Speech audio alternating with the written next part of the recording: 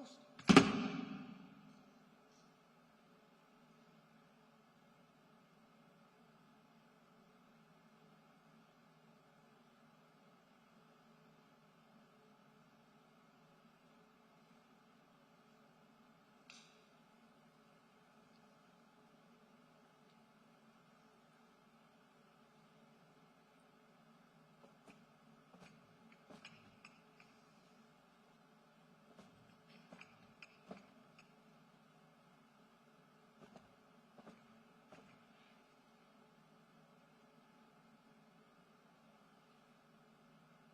Colors, ready, cut.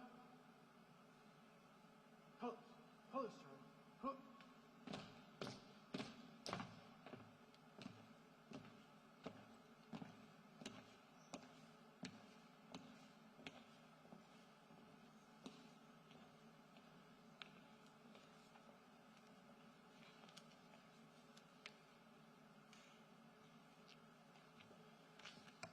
Please be seated.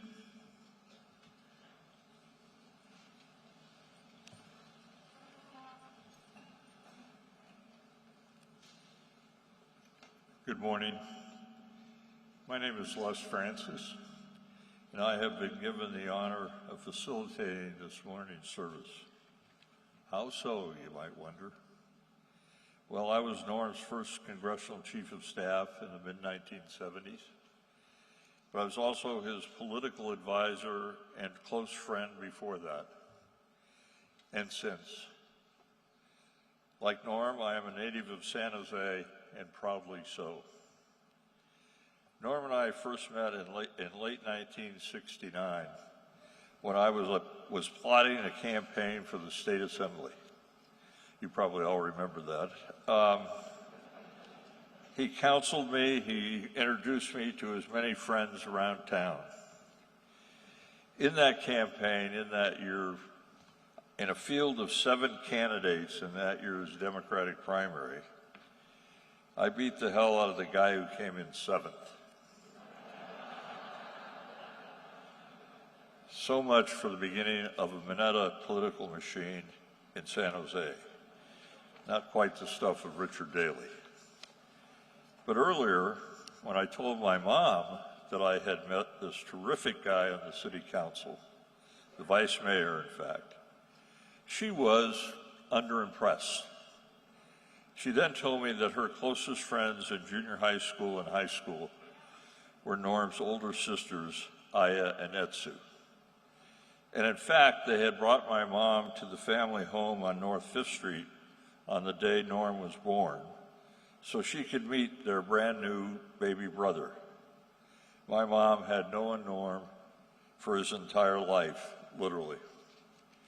In 1990, when my mother died, Norm gave the eulogy, and in his characteristic candor and eloquence, said early in his remarks, quote, "I never tried to be too grand or uppity around Dorothy," my mother's name, as she was the first person outside my immediate family who saw me bare butt naked. I don't need to go into detail on Norm's life and career. You all know his story. It was remarkable. He was a hero, an icon, and an exemplar. To Asian and Pacific Islanders, for sure, but also to all of us who care about our communities, our country, our Constitution, and the fate of humanity. To me, he was a political benefactor, a mentor, and most of all, a dear, dear friend. A brother from another mother. Like you, I honor him, and I know I will miss him for all my remaining days. So it is my privilege as the MC to today's event to start the proceedings by introducing the Reverend Keith Denoe, pastor of the Mineta Family Church, Wesley Methodist, which is located just across the street from the family home into which Norm was born over 90 years ago. Reverend Keith Denoe, would you please come and lead the invocation? Thank you.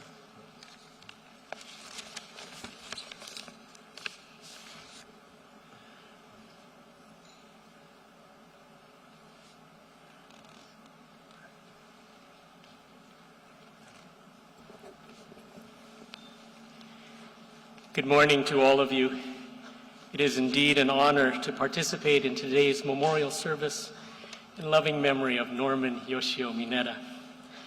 As was shared, I am the senior pastor of the Honorable Norman Mineta's home church here in San Jose, Wesley United Methodist Church in Japantown.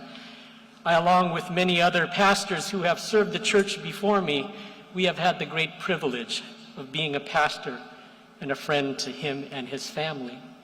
Even though Norman and his wife Denny lived on the other side of the nation in Edgewater, Maryland, whenever he was back in San Jose, he and Denny, they came to worship with us. And most especially during these past 3 years during the pandemic, as we managed to figure out how to do online worship, Norman and Denny would type their greetings in the chat each Sunday, and it was such a joy to be in connection to the both of them each Sunday. That relationship was heightened and made possible. I tell you this because as a pastor to Norman and Denny, I want to acknowledge that Norman's faith was so very important to him.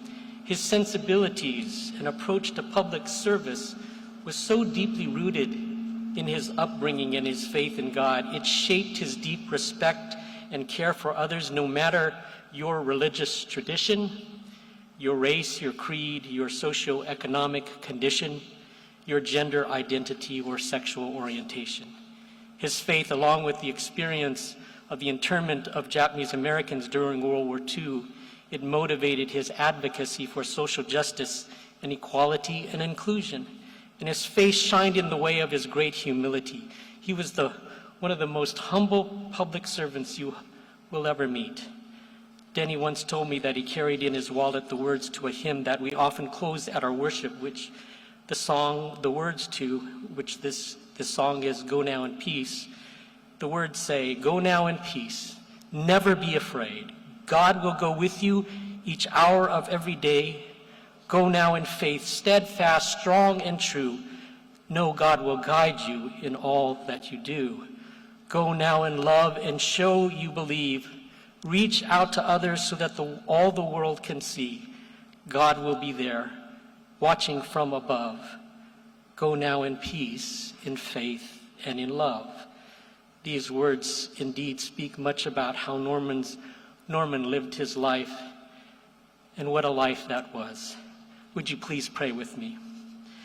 Gracious and merciful God, you who are known by many names through many faith traditions, we gather this day to share the sadness of our loss of our beloved Norman Yoshio Mineta. He will be sorely missed. It is right and good that we should come together to share the pain of our loss and to comfort one another in our sorrow. Our hearts especially go out to his wife Denny, his children, David and Christine, Bob and Kelly, Stuart and Scarlett, and Mark and Wendy, and all of Norman's grandchildren. And our love goes out also to Norman's first wife, May, as well. But we also, O God, come together to celebrate a life so well lived, a life of public service that so greatly benefited the lives of his community, his home city, his beloved nation, the lives of us all. We thank you, O God, for Norman's humble presence in everything he did. We celebrate his deep conviction to help better the lives of others, not just for some, but for all. God of amazing grace, you know Norman loved our nation deeply, and because of it, he worked so tirelessly and through a lifelong career helped to make our nation better. We thank you so much for the great legacy he has left behind. We thank you that Norman was surrounded by the love of family throughout his life, and we celebrate how Norman made anyone and everyone feel like family to him. Oh God, bless all that we say and do today in our remembering and in our celebrating the life of Norman. May Norman's life continue to be an example for us all as we move forward in life. This we pray in Christ our Lord. Amen.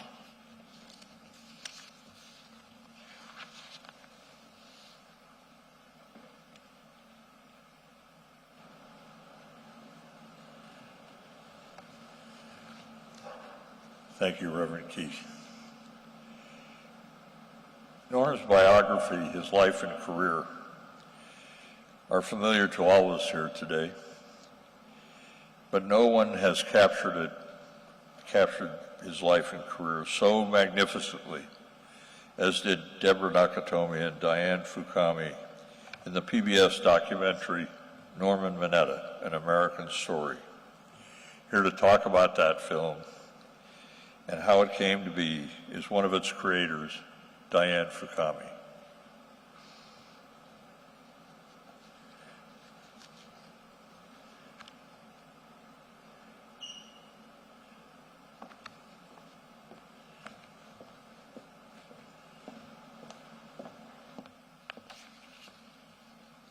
It's my honor to join you in San Jose this morning. During the time co-producer Deborah Nakatomi and I worked with Norm on the documentary, we got to know him and the Mineta family pretty well. It all started after Norm left Congress, when I began asking him to consider a documentary about his life, but he always demurred. In 2012, he said yes. He left Congress in 1993. So for those of you who can do the math, it was about 20 years of asking. Norm would call it hounding. In his modest way, his storyline to me was, no one wants to see a documentary about me. I'm just an average Joe. But I think he said yes when the timing was right for him and because we just wore him down. It would take another 7 years of fundraising and production before the film was broadcast nationally on PBS in 2019. And during that time, the Mineta boys dubbed us honorary sisters, joining so many of you already in the Mineta extended family. Other speakers will tell you about Norm's accomplishments and contributions, but I'd like to tell you about Norm Mineta, the man. First of all, he loved his family, and he loved his San Jose. I asked him once, "What's your favorite job?" And without hesitation, he answered, "Mayor of San Jose." He never forgot his roots, his immigrant parents, his years at Heart Mountain, Wyoming, or his time in San Jose. They were all part of the man he would become. One incident in particular stands out in my mind. Now, documentary producers are supposed to present a fair and balanced portrait of their subject. But in Norm's case, it was challenging to find anyone who would say anything negative about him. We decided to interview former Member of Congress and State Attorney General Dan Lengren, a Republican who voted against the Civil Liberties Act of 1988, which provided redress and reparations for Japanese Americans incarcerated during World War II. When Mr. Lengren appeared for the interview, I'd already briefed him on his role, speaking about Norm as a political adversary. So when the camera rolled, I asked, "In Congress, you sat on different sides of the table. Tell me about Norm Mineta as a political adversary." And his first words were, "Norm Mineta, the nicest guy you'll ever meet." I was so surprised, so I yelled, "Cut!" and checked with Mr. Lengren, saying, "Sir, we had a previous conversation, and what I really need from you is to talk about dealing with Norm as a political opponent." He nodded that he understood, and he returned to the camera back on, and I re-asked the question, "Mr. Lengren, tell me about Norm Mineta as a political adversary." This time, he looked straight at the camera and responded, "That Norm Mineta, the nicest guy you'll ever meet." It's just one of Norm's many qualities. He is a man of principle, a man of joy, a man of honor. The video we produced for today's service gives you a look at the man we came to know even better and love even more.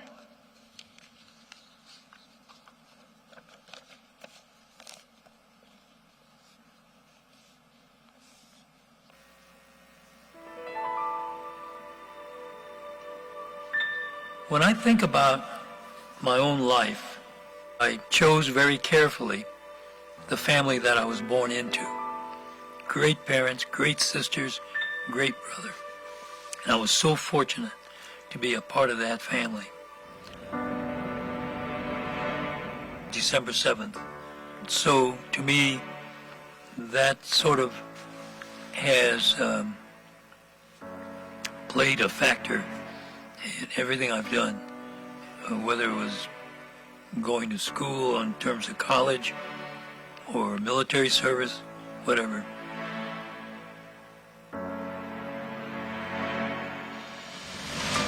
Does our Constitution indeed protect all of us, regardless of race or culture?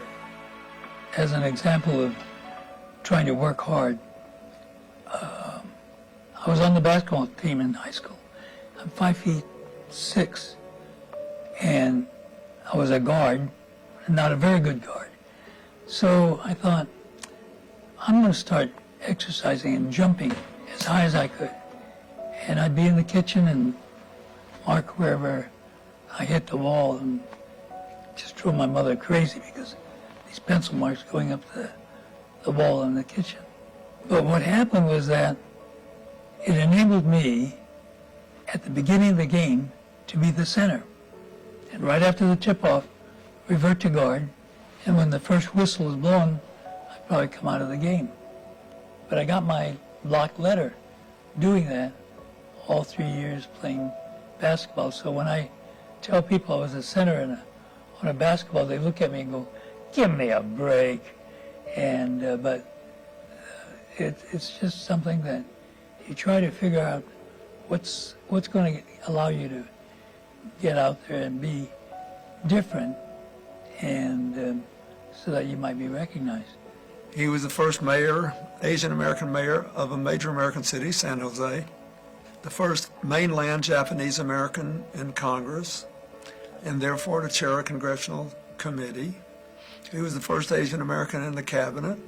Before he was any of those things, his family was in a Japanese internment camp in World War II. He's got guts. Both of us have guts. Anybody can just fart around and do nothing. But he did something, and when 9/11 came, he pulled 4,300 flights out of the air in seconds. Somebody said, well, how can you do that? You better check so-and-so. And I believe his phrase always is, you just do what's right. Right after 9/11, I was deeply concerned that our country would lose its way and treat people who may not worship like their neighbor as non-citizens. So I went to a mosque. And in some ways, Norm's example inspired me. In other words, I didn't want our country to do to others what had happened to Norm. So it wasn't until later on, as an adult, that you keep reflecting on what happened to you. You know, you were really screwed. And that, stays in the back of your mind. And you think, okay, at some point in life, you're going to do something to try to correct. So I've always tried to speak out for those who didn't have a voice in government or were underrepresented in terms of their own interests or their own goals and aspirations. He was somebody who made a commitment to help APIAs in the political and community life and to get on with it and train people. It was an idea, and he was the champion of that idea. Norm's ability to truly listen to people, to hear what they're saying, and there's a deep sense of Norm that wants to help people, wants to help them, help whatever it is that they're trying to achieve. I think that that's what makes him effective. And he is also extremely accessible, always has been. Absolutely. And you're? I didn't know they were going to name an airport after me. The mayor consulted with the city council, dropped in a resolution, the council passed it, and I was then notified by the mayor that it was now going to be the Norman Mineta San Jose International Airport. So ever since then, I've been saying, isn't that strange? My parents named me after an airport. And even my grandkids one time said, Grandpa, do you own an airport? Norm is an amazing father. He's loving, he's caring. We have 4 wonderful sons that have married 4 wonderful women. They've given us 11 wonderful grandchildren. We're blessed. The reason why Norm got selected is because of his service to our country. I wanted people to better understand the life of a kid who was interned because of his background, who then went on to serve in a distinguished way in a variety of positions. And in each position, Norm was highly respected, not only because of the job he did, but because of his character. Norman Mineta is a happy person. You can't go around life frowning, but you can have a positive feeling even if things aren't going that well around you.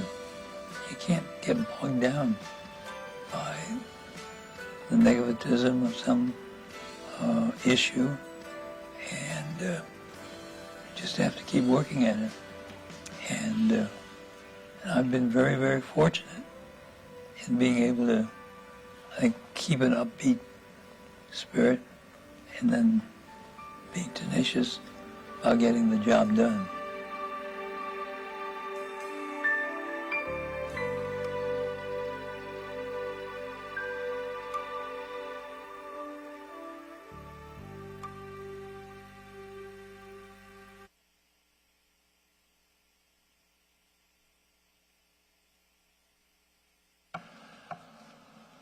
Thank you, Diane and Deborah.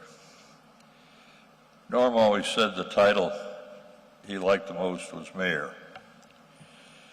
Before I introduce a couple of mayors, let me single out former Mayor Ron Gonzalez is here, somewhere in the audience. Ron, thank you for being here. I also received a message on behalf of former Mayor Tom McHenry, who is in Ireland, of all places. But Sarah McHenry is here representing our good friend Tom. So Sarah, thank you very much. Today we have two highly respected and much admired mayors with us. Sam Liccardo, the current mayor of San Jose, and the Honorable Willie Brown, the former mayor of San Francisco. Sam traces his political foundation to the time he spent working in Norm's congressional office as a college intern. And like Norm, he remembers where he came from, why community and public service matter. I present to you the mayor of San Jose and a very good friend, Sam Liccardo.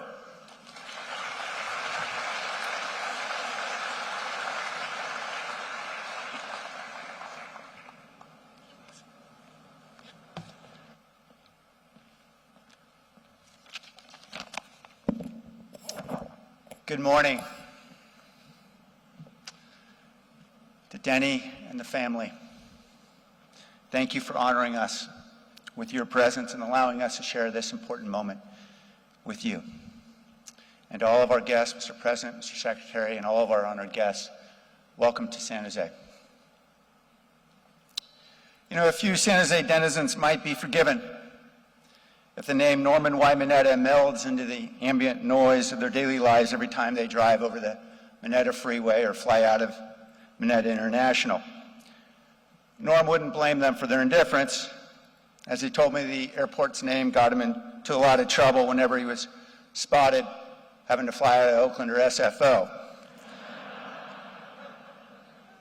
Yet for a man of his stature, it's remarkable how many San Joseans feel some personal connection to Norm, each of us harboring our own anecdote about a particular encounter.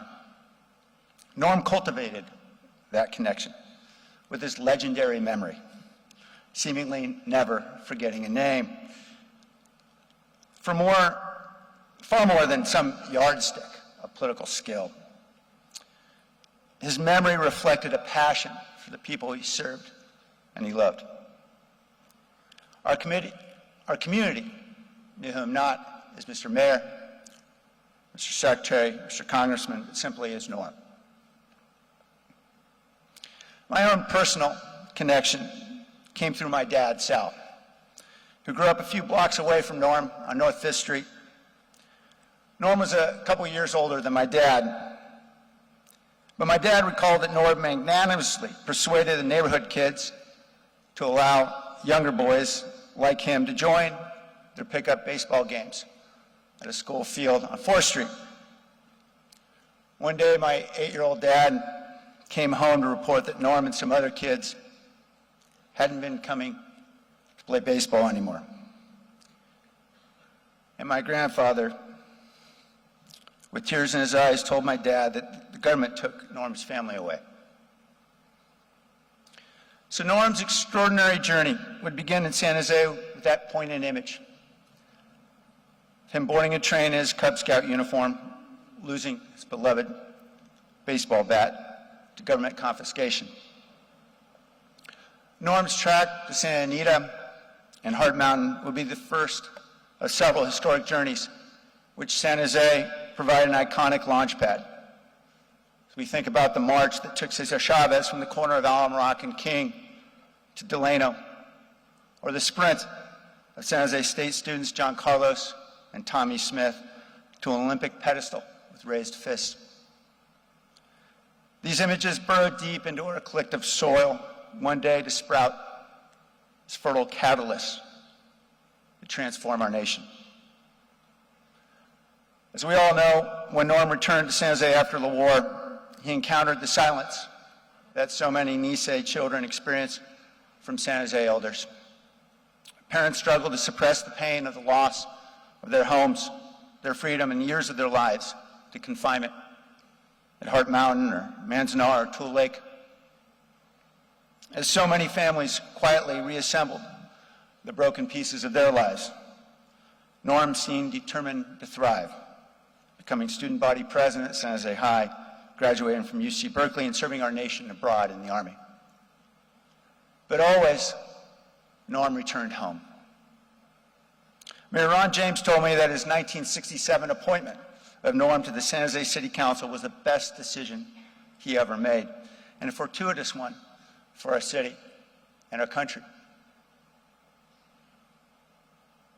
When Norm ran for mayor in 1971, it was Japantown's elders who launched Norm's career. People like Yosh Ishida, who I believe is here today. God love him, 102 years old. Thank you, Yosh, for being here.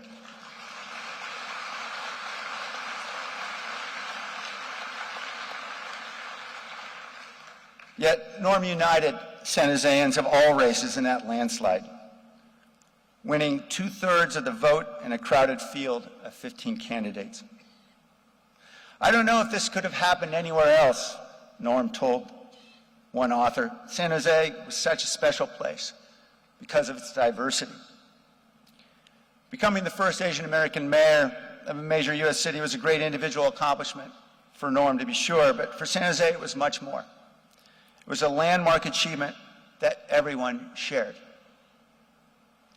I first came to know Norm as an 18-year-old, as an intern in his congressional office in 1988. They didn't pay me anything. The coffee was terrible. I recall thinking how ironic that a guy who drives an awful-looking Dodge Colt would be a national leader on transportation policy. Yet the lessons were invaluable. Norm never seemed to get rankled by politics or pettiness. He always found time for a laugh and a good story. And on every issue, he applied that enduring instinct to heed those otherwise left out of the neighborhood pickup baseball game. My 2 years gave me a front row seat to Norm's longstanding efforts to pass the American Civil Liberties Act, the legislation providing redress to tens of thousands of Americans incarcerated through internment. The past is never dead, Faulkner reminds us. It's not even past.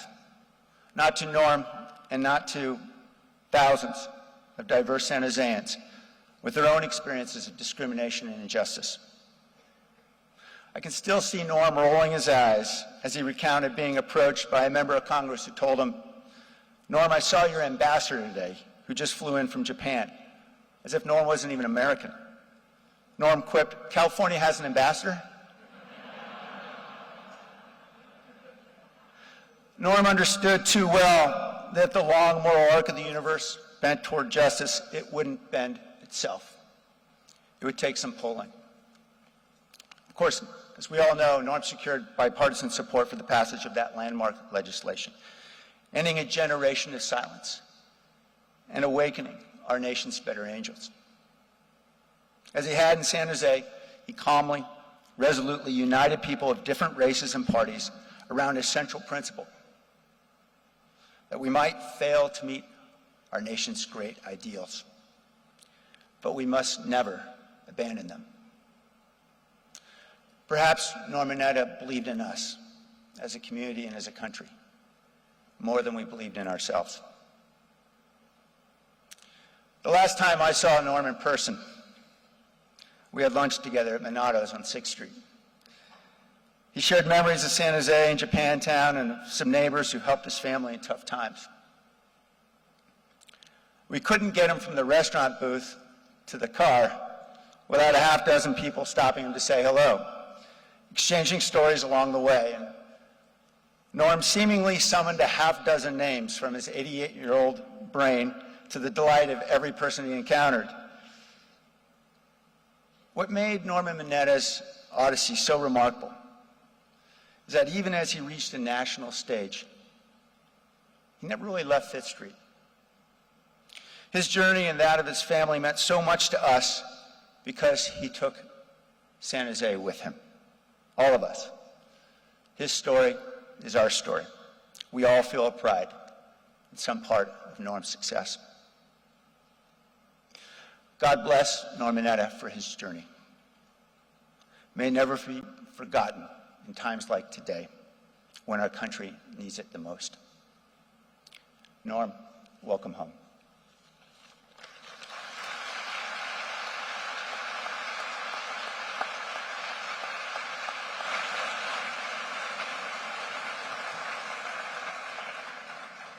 Thank you, Sam. Willie Brown, Mayor Brown, and Norm were friends going back into the 1960s. Norm was a delegate to the 1972 Democratic Convention. He and I both worked for the short-lived John Lindsay for President campaign. I think Norm was the only Lindsay delegate to the convention. But that's where he and then Assemblyman Willie Brown brought the delegates to their feet when he implored, in the name of grassroots political activism, "Give me back my delegation." And Norm was one of his key allies in doing that. On the flight back to California, Willie urged Norm to run for higher office, although there is no higher office, right, Sam? Advice Norm took when he ran for and was elected to Congress in 1974. That convention and that fight in that convention cemented a friendship and an alliance that lasted for half a century. It's my honor to introduce the Honorable Willie Brown, former mayor of San Francisco.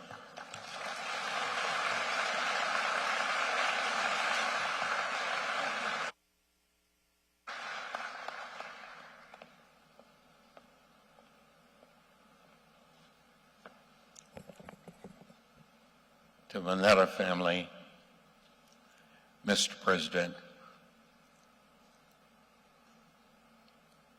and a collection of Norman Mineta's political friends, starting with the man that Ronald Reagan often got mixed up by names, Leon Panetta.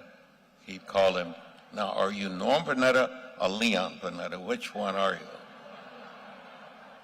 Typical Reagan. Nobody said anything about his issue like they do about Diane's, but nevertheless,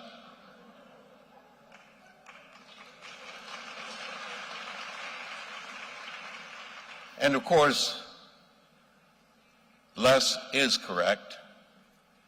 At the 1972 occasion, that convention,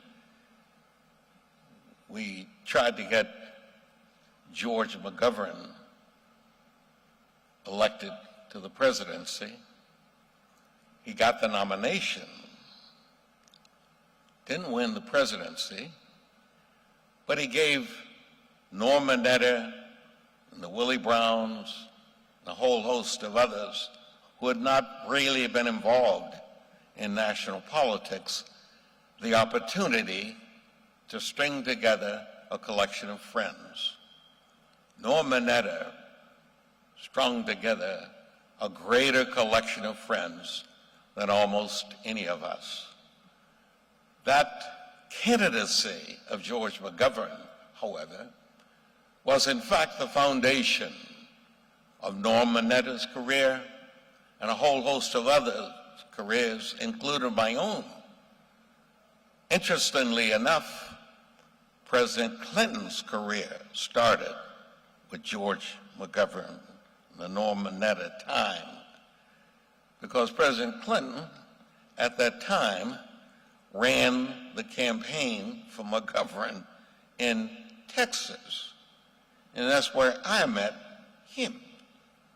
During the course of all these times, when all these young people who had a dream, Norman Mineta exhibited the greatest of all those qualities.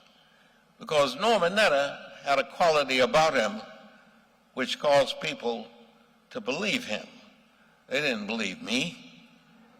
They didn't believe Bill Clinton. They didn't believe a whole lot, but Norman Mineta, for whatever reason, had an affinity that allowed him to be able to be persuasive and convincing. Having a friendship with Norm over all of the years that we were together, my becoming mayor of San Francisco and having the opportunity to seek assistance from the Secretary of Transportation. There's still projects going on in our city that were the product of a working relationship with Norm Mineta. He could convince the Bush administration, strangely enough, that San Francisco was not a bad place. And you really have to do some imagination to see that happen. But Norman Mineta was able to do that. His own credibility permitted exactly that. When he became mayor of San Jose, in conversations with him about the mayorship, led me to begin to think about mayorship at some point in the future. And when I did become mayor, it was because of the experience that Norman Mineta, in part, had shared with me that he actually had. Norman Mineta served with me in the private sector when we both left the government.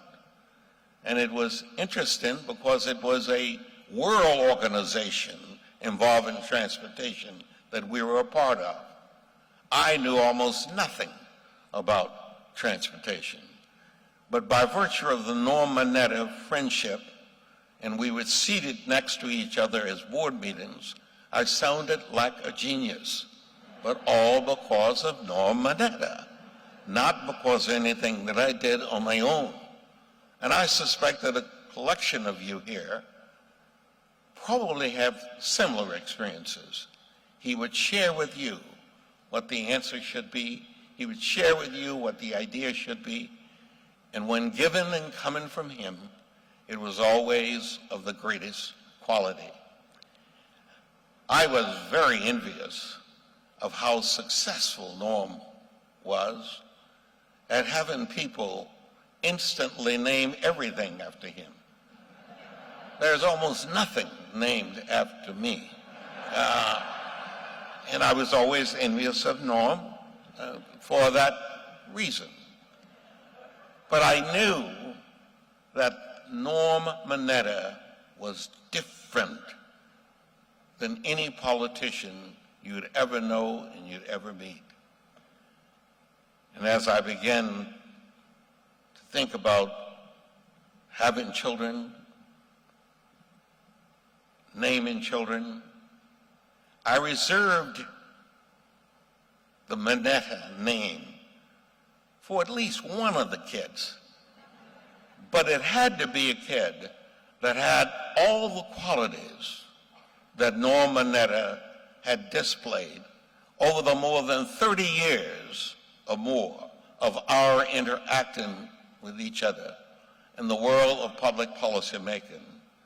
Out of 4 children, only one of them had any interest in public policy, not even remote. The other 3 couldn't understand and did not appreciate my absence and my inattention.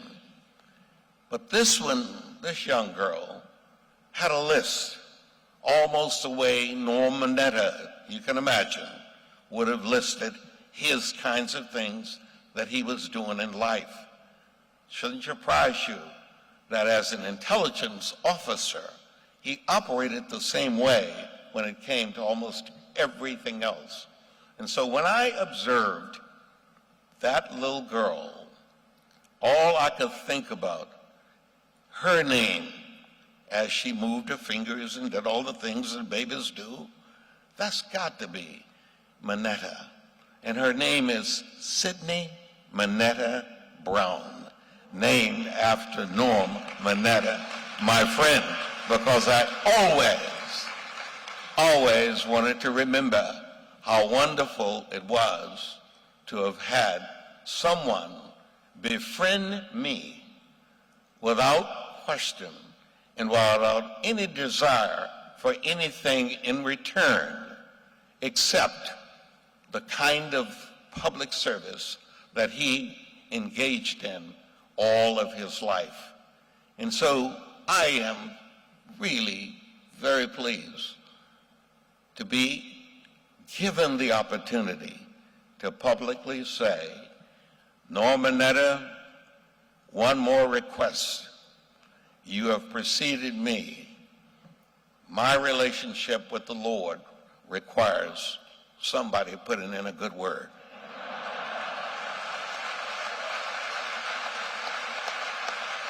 Thank you, Mineta.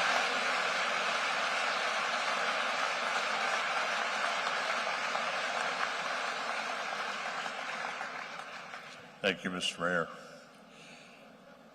There are a lot of anecdotes and jokes about the stolen identity of Norman Mineta and Leon Panetta. Most are true or true enough. One joke, and I won't go into detail here, was started inadvertently by me when I worked in President Jimmy Carter's White House. But another one happened just last month when I received a message of condolences from a mutual friend of Norm's, of Leon's, and of mine. The sympathy was directed at the loss of Leon Panetta. I called the secretary, this is a true story, I called the secretary just to make sure he was in fact okay. We laughed, as we know Norm would have loved the story. Norm had no closer friend or colleague in all of politics than Leon Panetta. Former member of Congress from a neighboring district, former director of OMB and White House Chief of Staff for President Clinton, and former CIA director and defense secretary under President Obama. I was tempted to introduce him as former everything, but Norm's pal and cohort and friend of many years is here today, Secretary Leon Panetta.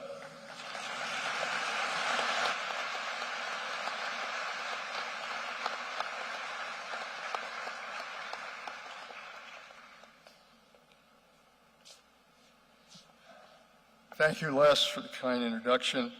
And first of all, please allow me, on behalf of my wife, Sylvia, our three sons and their families, all of whom were very close to Norm.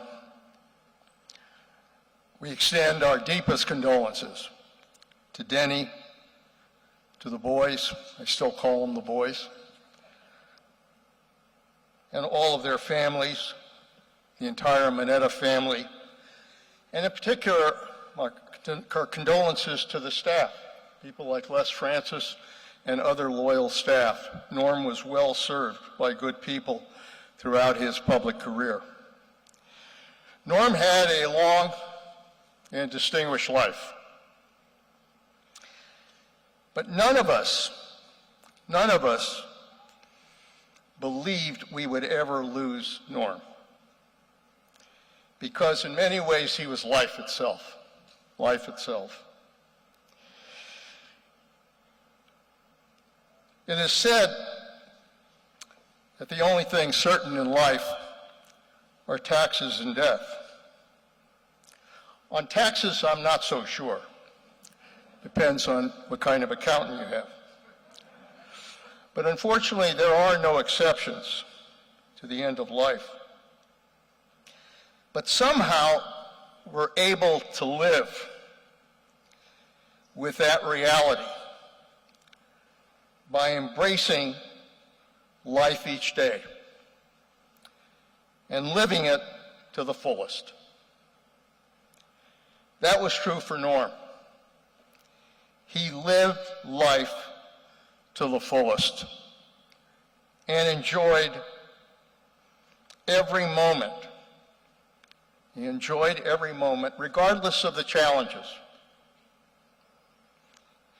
He wrapped both arms around those he loved and life itself, and never let go.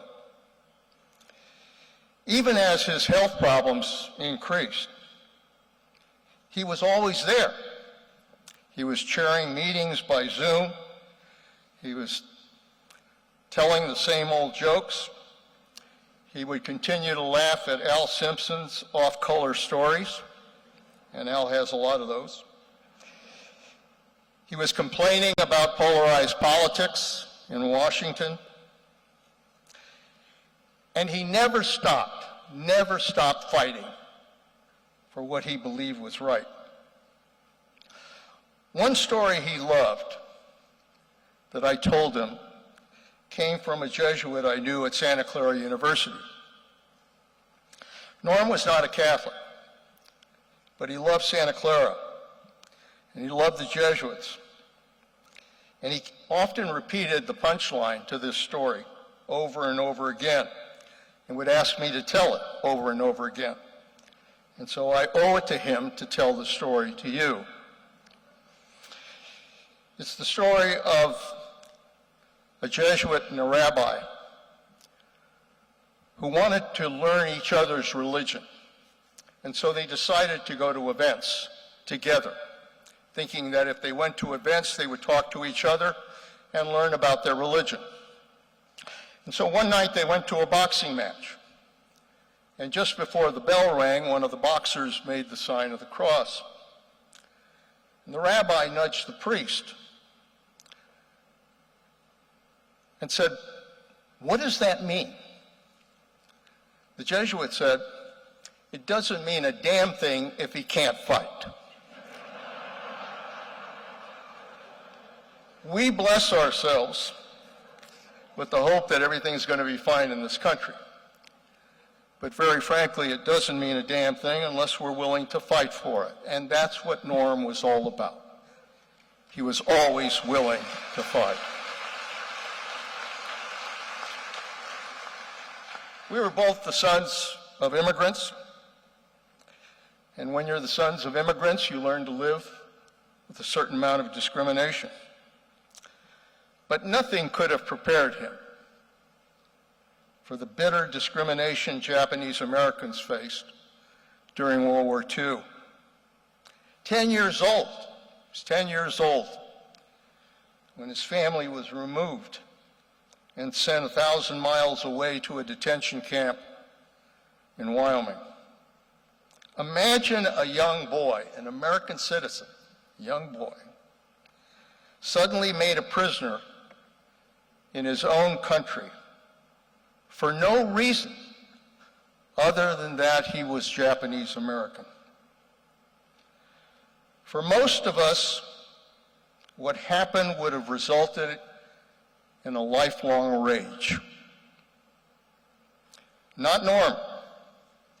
It made him fight even more for a better America for the rest of his life.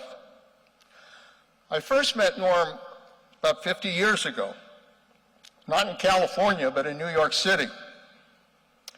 I'd been director of the U.S. Office for Civil Rights, enforcing equal education laws in the South.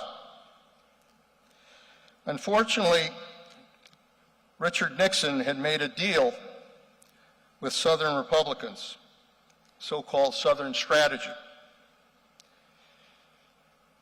that he would back off of strong civil rights enforcement. I was not part of the deal. I enforced the law, and I got fired. Mayor John Lindsay, New York City, gave me a job as an executive assistant. Norm at that time was the mayor of San Jose. And what he and John Lindsay did, working with other great mayors at the time, was to put together a conference of big city mayors to basically go after funds and policies that would serve these large urban areas in America. And so the mayors were meeting in City Hall.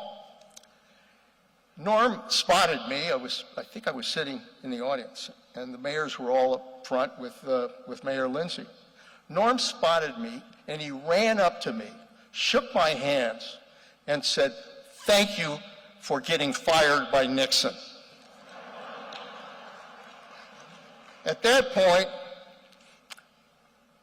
Humphrey Bogart was right. It was the beginning of a beautiful friendship. This was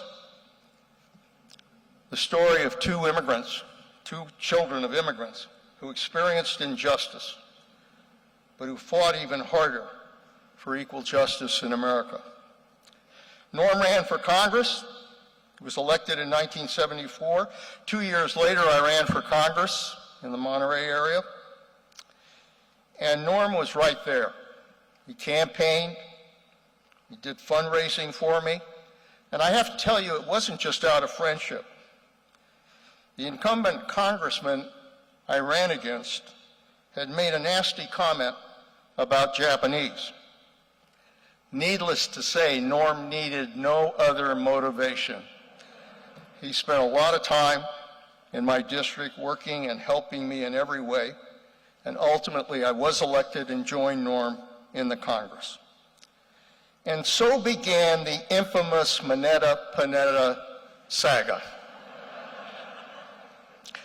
Remember, I used to tell Norm, I said, "Look, Norm, let's face it, the only reason you got elected mayor is because everybody thought you were Italian."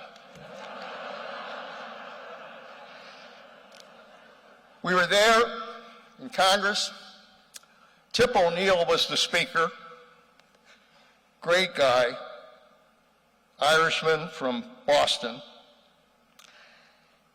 And he sometimes would get confused. So he wound up calling Norm Leon, and he called me Norm. That went on for a long time. The Carter administration didn't help. When the Italian prime minister came to town, the White House invited Norm.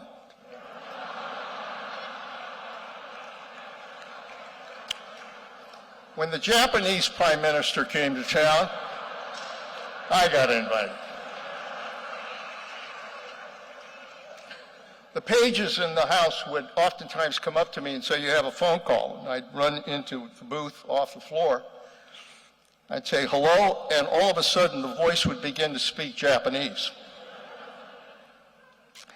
Finally, Norm and I said, "Enough of this. We're going to form a baseball team." And we did. It was a good team. And we announced to everyone that this team played under the sign of the Rising Pizza.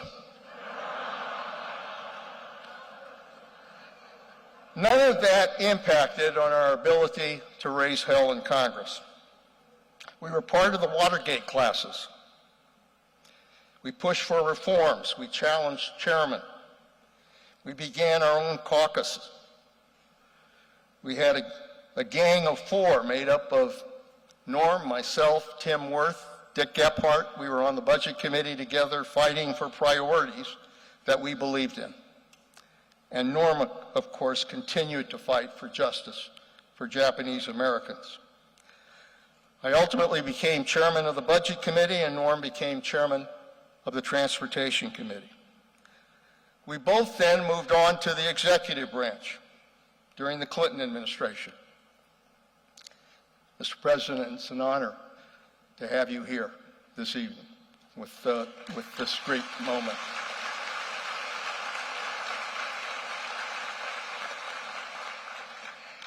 Reaffirming Norm's strong views on bipartisanship after he had served as Secretary of Commerce in the Nixon administration, he became Secretary of Transportation. And let's face it, nobody was better qualified to be Secretary of Transportation. I spoke to Norm on 9/11. I happened to be back there. I was briefing members of Congress on some ocean issues that I was working on. And I called Norm after the 9/11 attack. And I said, am I ever going to get back to California? And he said, probably not. I remember it distinctly. I said, Norm, is there no way? He said, no. This is, he grounded all of the civilian flights. And I have to say that Norm made some very tough decisions that day at a very tough moment for our country. But the decisions that he made saved lives. Norm helped to save lives in our country. When I went back during the Obama administration as director of the CIA and later as Secretary of Defense, I saw a great deal of Norm and Denny. Sylvia and I had dinners with them both here and in Washington, talked issues, remembered old times. And I have to tell you something that I never forgot. After we did the bin Laden raid, Norm called me. Someone who had experienced firsthand what happened on 9/11. And he said, Leon, you delivered justice to bin Laden, but more importantly, you delivered justice to the families of those that lost loved ones on 9/11. Thank you. Thank you for what you did. Norm lived life to the fullest. And because he kept fighting, he made America better. I believe that the test in life, ultimately for all of us, the test in life is whether or not during life we made a difference in the lives of others. Norm made a difference in the lives of all of us, in the lives of this community, but in the lives of Americans across this country, and particularly in the lives of Japanese Americans. As far as I'm concerned, Norm did not die.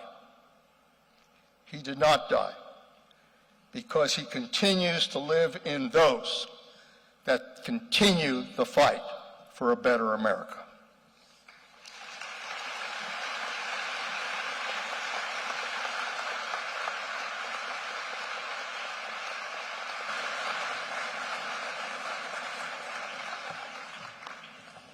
Thank you, Mr. Secretary. Norman Mineta inspired thousands and personally mentored a fair share of them all.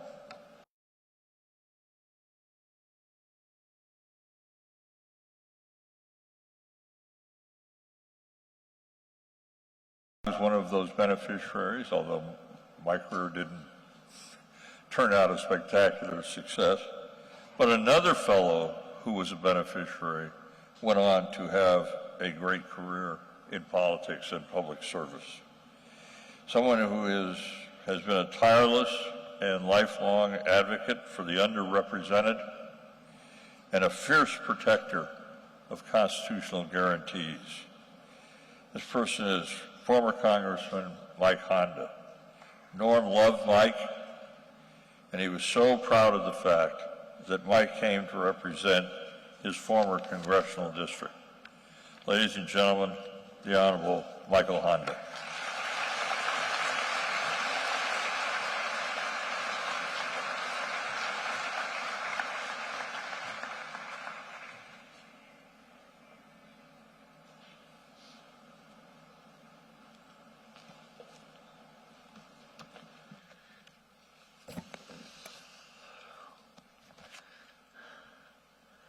Who would ever thought that I'd follow all these speakers?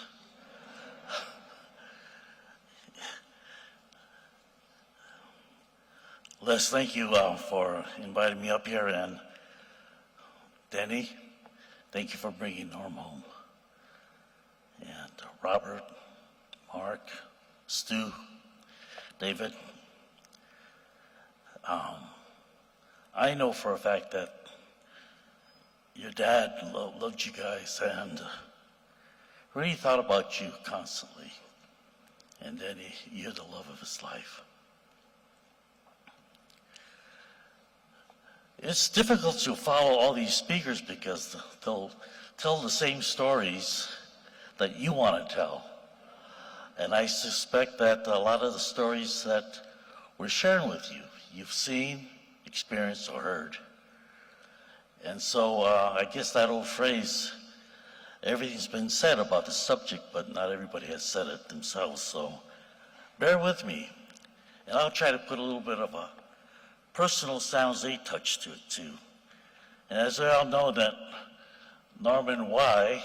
Yoshio Mineta was born on November 12th, 1931. I remember that because 10 years later I was born, so I'm always keeping track of Norm by those 10 years differences. He was a natural-born citizen of the United States, a natural-born citizen, American. He was born in San Jose's Yomachi, or J-Town, as we know it, a racially isolated neighborhood at the edge of the city of less than 45,000 at that time. The Mineta family was torn from their home their parents had built and sent to Heart Mountain, Wyoming. You know that story. He attended public schools and was elected ASB president at San Jose High School, which Don Edwards went to, and I graduated 10 years after Norm did. So we're all Bulldogs. Norm went to UC Berkeley. I didn't have the grace to go to UC Berkeley. He was an intelligence officer in the military. I served in Peace Corps because I needed to grow up and be more intelligent. And then Norm returned home to San Jose. Norm was a family man, a family that shared Norm with all of us. He shared Norm with J-Town. They shared Norm with J-Town, the city of San Jose, and this nation in Washington, D.C.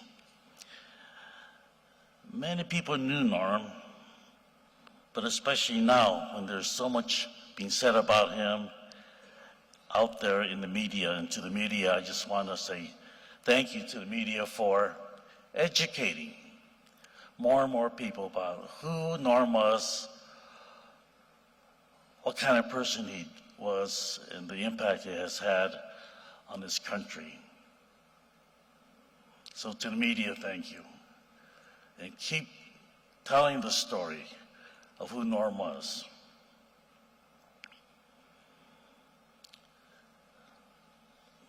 One of the things that I wanted to do for the rest of my comments is really share some of the things that I've seen.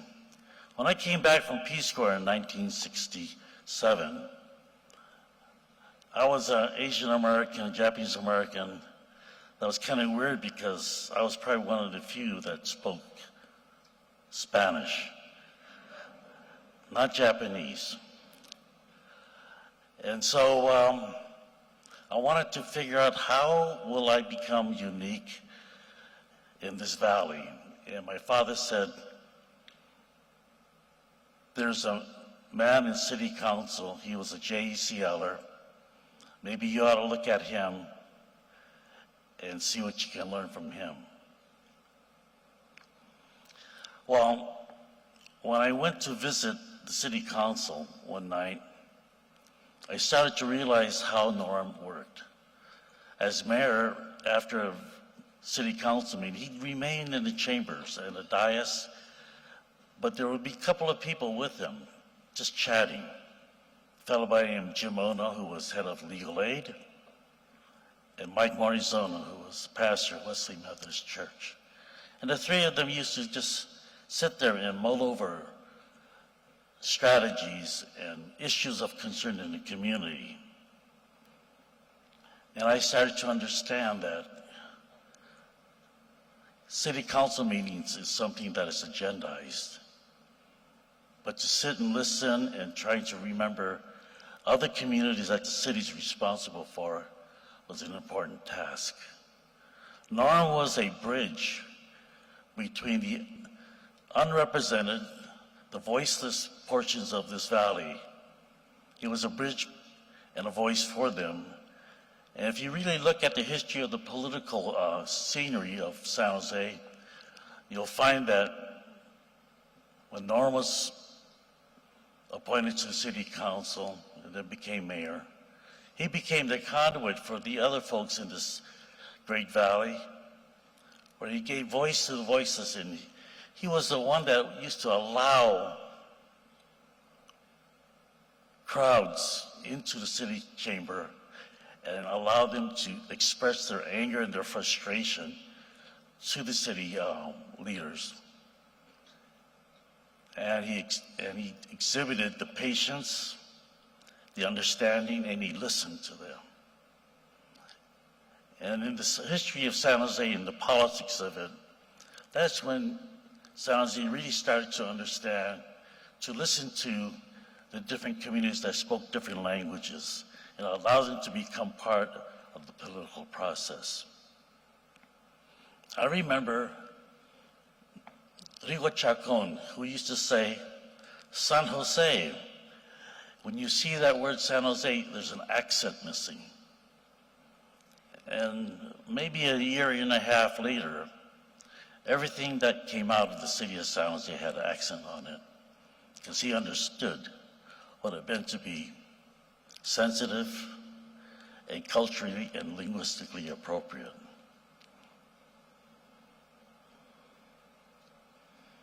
As mayor, he not only allowed the involvement of the different communities, but he also allowed people to be able to solve problems in the presence of the city council. There was an unfortunate incident one time, I believe it was in 1970, where a Latino officer, a San Jose PD officer, was shot and killed by an angry young black man. There were different aspects of this community that wanted their revenge. They wanted to see retribution. And Norm just calmly created a process by which confidence was built. He brought in an ex-San Jose sergeant, police sergeant, Dr. Lee Brown, to help through that process. And because of that patience, perseverance, Dr. Lee Brown was able to help Norm bring together the community and develop another way of addressing issues between the city, the police, and the community. That took guts. It took guts because on reflection of today, when you see conflicts between the community and the police, there's always, it's binary, it's black or white, it's me or them. But Norm figured out a process where you can build confidence and trust in the institution of the city. So let me go back for a second. So when I did come back from Peace Corps, I tried to find someone, as my father advised, to find someone that had traits that you wanted to be able to hold and internalize. And that was Norman Mineta. When I watched him in the city council, in the dais, how he did address conflicts. He also remembered people who were fighting for justice. I remember Norm as mayor was a bridge between the San Jose Buddhist JUN, where they were celebrating the 70th year, and they wanted to build a housing project for the aging population of the Japanese American community. The project was able to get HUD funding and the city backing because Norman Mineta understood the needs of the aging community. But in the middle of that process, HUD cut off funding. The administration cut off the funding. So Norm, in his typical fashion, did not wring his hand and say, now what do we do? He just got up and went to Washington, D.C. and lobbied Congress, lobbied HUD, and lobbied the administration, and finally got the money released so that San Jose would have an affordable housing for aging Asian Americans and other community members, and provide a housing that was affordable, culturally and linguistically appropriate for that community. That set a standard for other communities also. So he just did not give up. He just rolled his sleeves up and got to work. As mayor, Norm, I saw one time wheeling in a wheelchair at San Jose State. And I said, Norm, what are you doing? He says, I'm sitting in this wheelchair for a week to understand what it is that people who with disabilities have to encounter. You know how hard it is to get off the sidewalk into the street and back on the sidewalk? Do you know how hard it is to reach the top buttons in the elevator? That was another lesson. To be able to put yourself in other people's situation and try to understand what it is, what barriers they face, and what can a policymaker do to solve those problems. He did. He solved the problem. We see it every day when we walk the streets, no matter where you go in this country now. They're called curb cuts. San Jose Airport, there's curb cuts. In every corner intersection, there's curb cuts. Only because Norm took the time to sit in a wheelchair for a week. And he changed the way people understand that other people have difficulties. For me, at my age now, I'm just thankful for a banister, you know.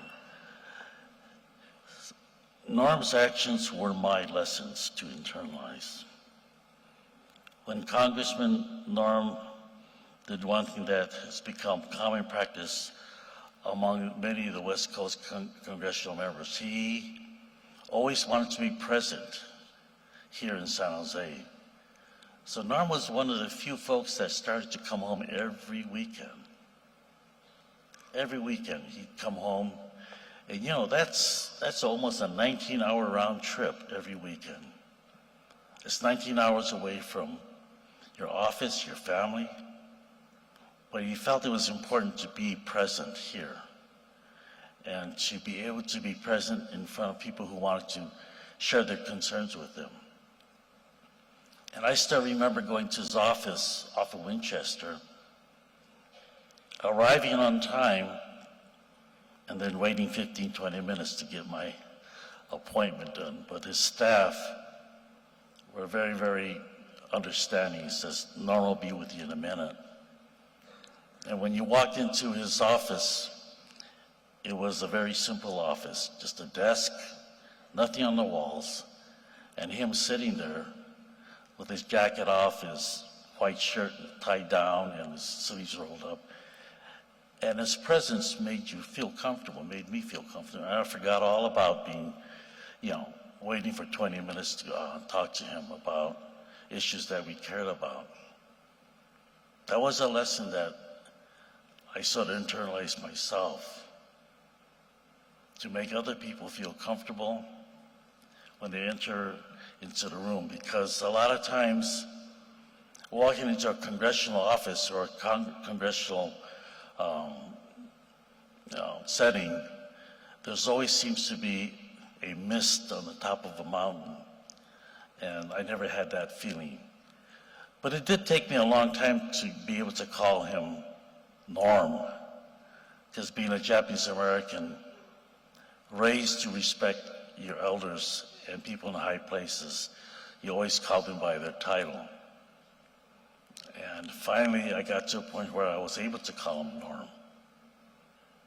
And every time I think of that, I think of that TV program, Cheers, when Norm Peterson walks into the bar and everybody turns around and says, Norm! And that's what I see people do when Norm walks the streets of J-Town at 5th and Jackson, or walks into the Foghorn, or walks into Plateau 7, or walks into the Placita, a Mexican restaurant at 3 o'clock in the morning to get a bowl of menudo.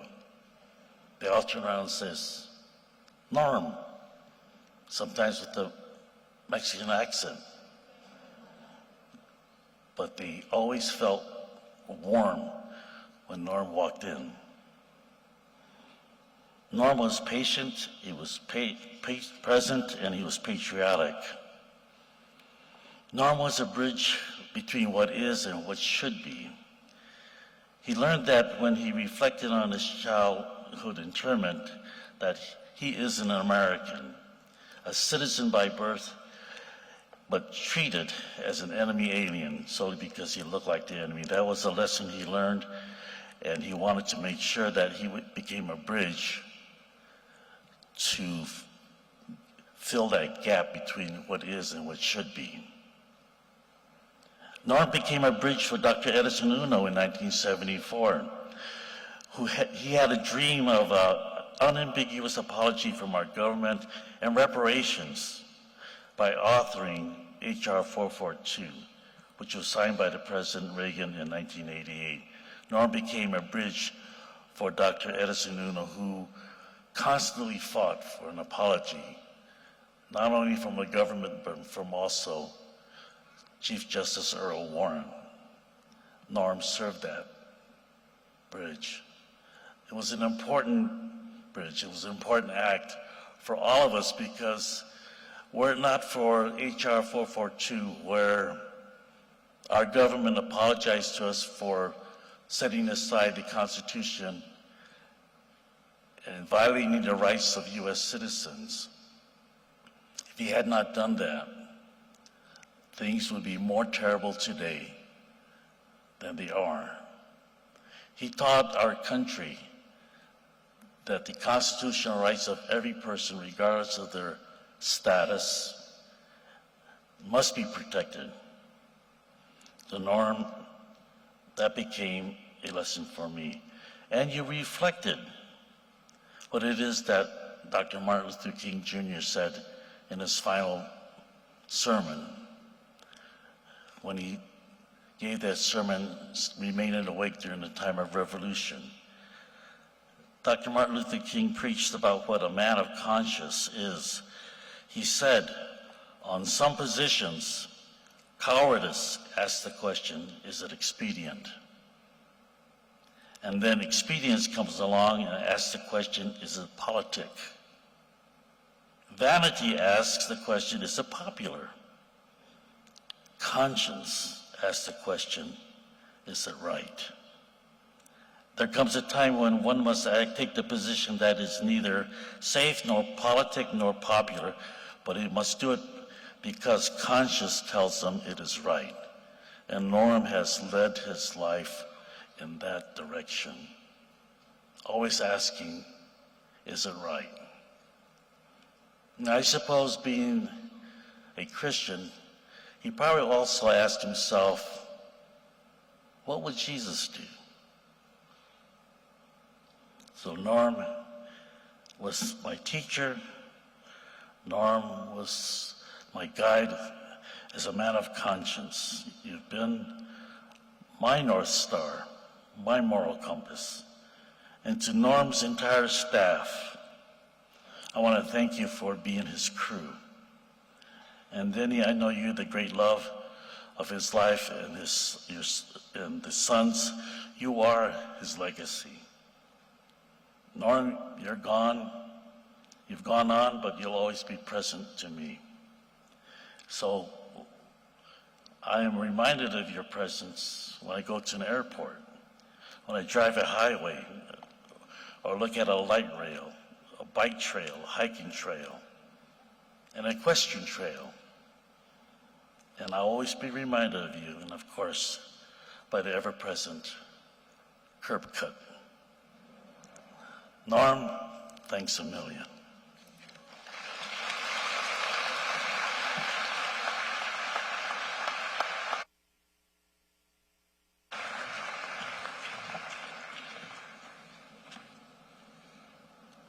As we all know, music, when well written and performed with elegance, can both comfort and inspire. One piece that does that, a favorite of Denny's, is The Impossible Dream. It is now my privilege to introduce Brendan Simon, whose father, by the way, was also an intern once upon a time in Norm's congressional office. Brendan?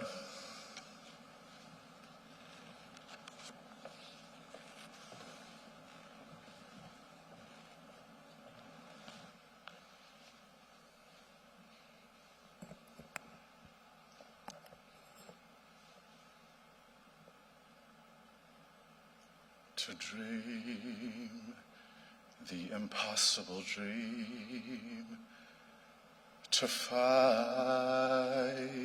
the unbeatable foe, to bear with unbearable sorrow, to run where the brave dare not go, to right the unrightable wrong, to love here and chaste from afar, to try when your arms are too weary, to reach the unreachable star.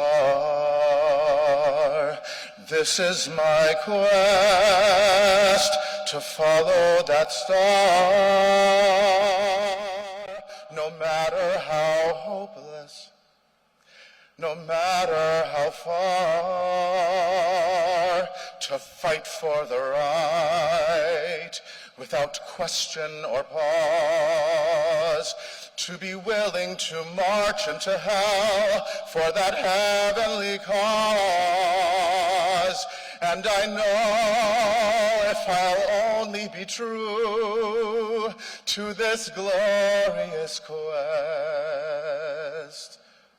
that my heart will lie peaceful and calm when I'm laid to my rest.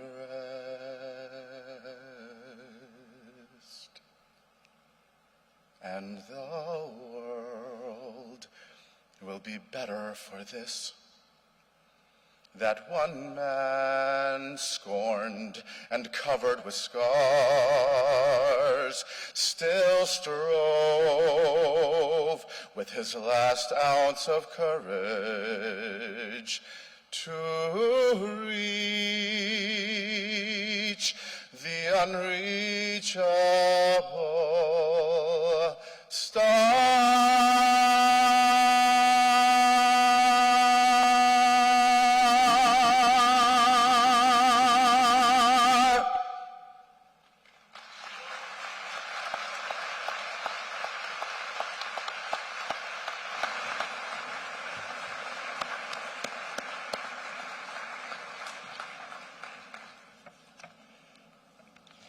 As you have no doubt noticed today, we are in the company of some of America's finest young men and women, members of the United States Coast Guard. You may wonder why. When Norm was Secretary of Transportation, he had the dual title of Secretary of the Coast Guard. He treasured both those titles, and he treasured his relationship with the Coast Guard. Two of his military aides from that time in office are here today. Admiral Manson Brown is somewhere in the audience. Manson, I'm delighted that you could be with us. Another one is Admiral Joanna Noonan. Admiral Noonan was with Denny and the boys at Norm's bedside when he passed away. That speaks volumes about how the Coast Guard and the men and women of the Guard regarded Norman Mineta. It came to be personal. It is my pleasure to introduce Rear Admiral Joanna Noonan.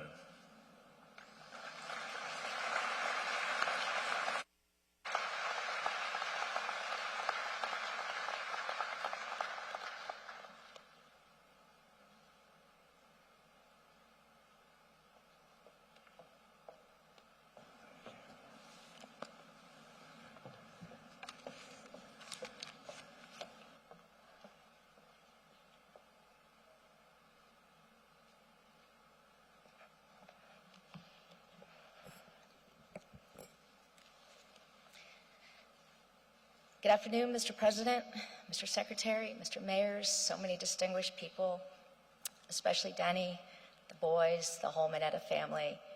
Thank you for including me in your family. So my name is Rear Admiral Joanna Noonan. I served as Secretary Mineta's military assistant at the Department of Transportation between 2004 and 2006. Right now, however, I want to tell you something about Denny Mineta. During this last long month since the Secretary died, she revealed that one of the best ways she's had to get her mind off things has been to watch Stephen Curry and the Golden State Warriors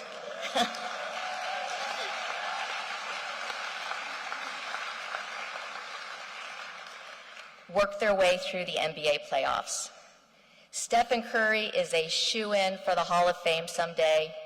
He's a point guard, one of the players who will bring the ball up the court in controlled fashion as the center, and forwards run ahead, and as the center and forwards run ahead and scramble for position. He can hit three-point shots from anywhere.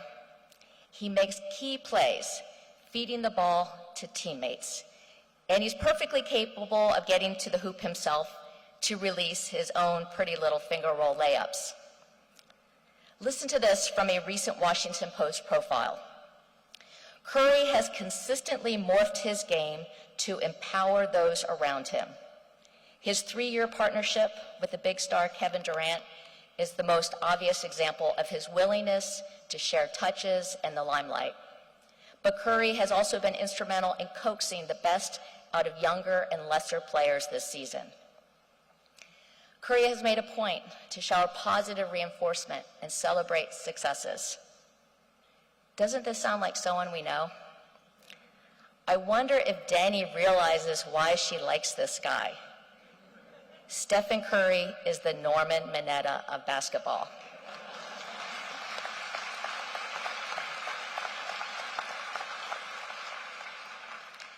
Today I speak for many of the teammates in Secretary Mineta's Hall of Fame career, the colleagues with fond memories of kindnesses, encouragement, and unselfish play.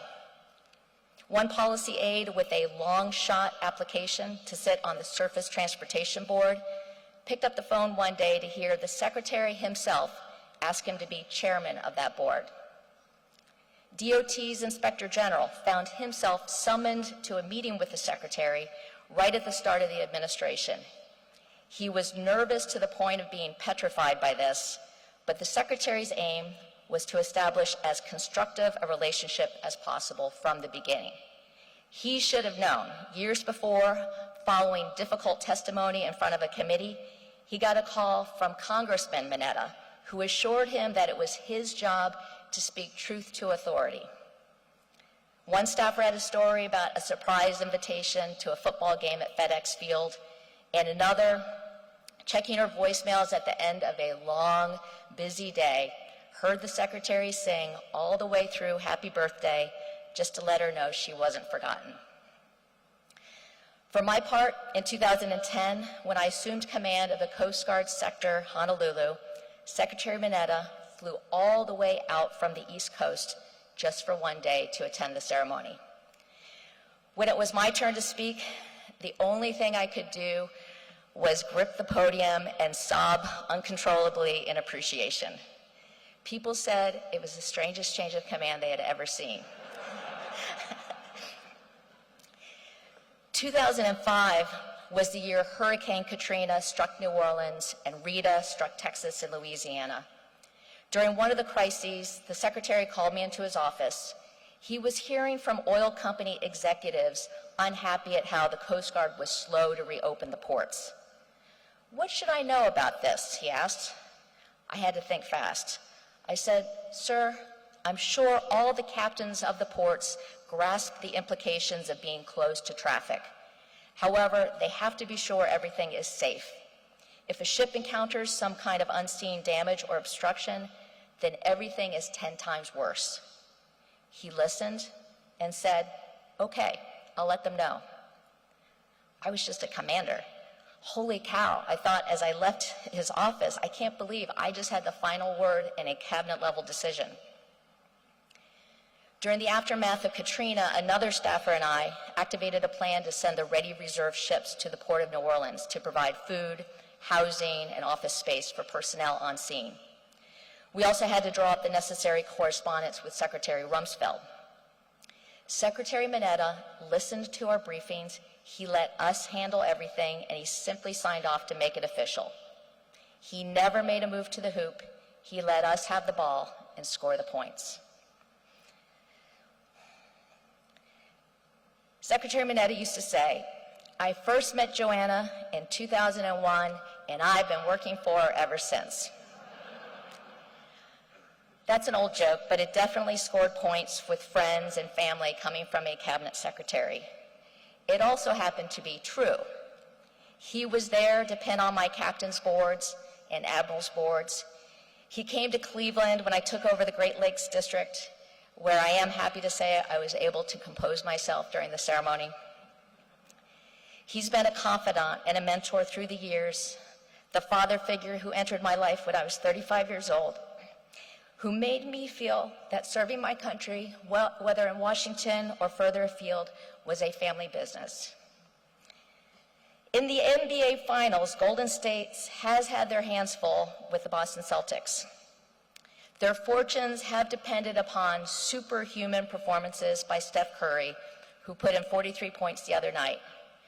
This doesn't exactly make my point about selflessness and empowering others, but I doubt Denny or Secretary Mineta would mind the comparison. What I mean to say is that the secrets to Norm Mineta's success are solid fundamentals and fair play. His emphasis was not so much the breadth of your contacts around town, it was their depth. Throughout my career, I've tried to follow this example. The homeland is secure when we maintain the infrastructure of relationships among agencies and international partners. If anyone has anything nice to say about me one day, I hope it starts with how lucky I was to serve under Secretary Mineta. It was an honor to be his military assistant all those years ago, and now through his final farewells. I first met Norm Mineta in 2001, and I've been working for him ever since.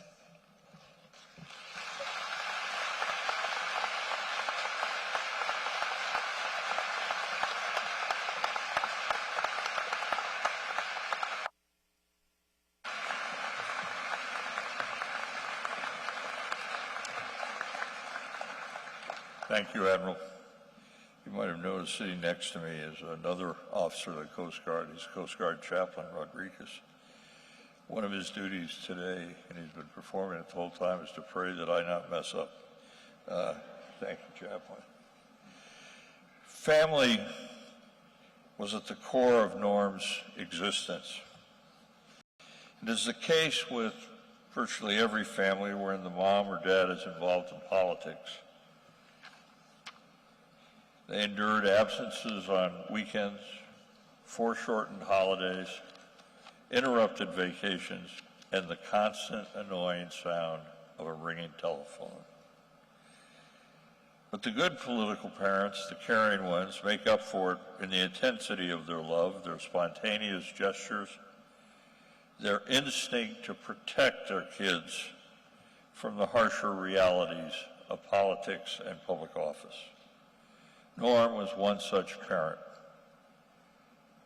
The results of such parenting is seen in the lives and love of Norm's 4 sons, Mark and Bob Brantner, Stuart and David Mineta, 4 terrific young men who are a central part of Norm's legacy.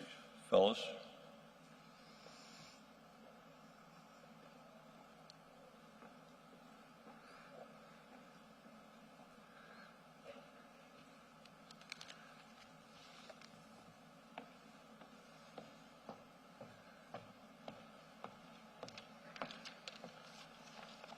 Thank you, Les, and thank you, Admiral Noonan, for an emotional speech right before we have to get up. Okay. I'd like to, again, thank everyone for being here. It's so amazing to not only have some of our nation's greatest leaders, but to have the city which Norm loves so much come out and show their love for him in return. And that's special, actually, thanks to President Clinton. What an honor it is, sir, to have you here. And all of the great, some of our nation's greatest leaders saying some of the greatest achievements of Norm's life and sharing with you some of his stories. I love the stories. I'd like to share with you some of his personal achievements that are not a matter of public record, which I believe are his greatest achievements. We're all familiar with Norm's sense of honor and his impeccable integrity, which has been mentioned many times today. His phrase, always do the right things. And what wonderful qualities these are in a leader. But they're even better qualities in a father, to be honest.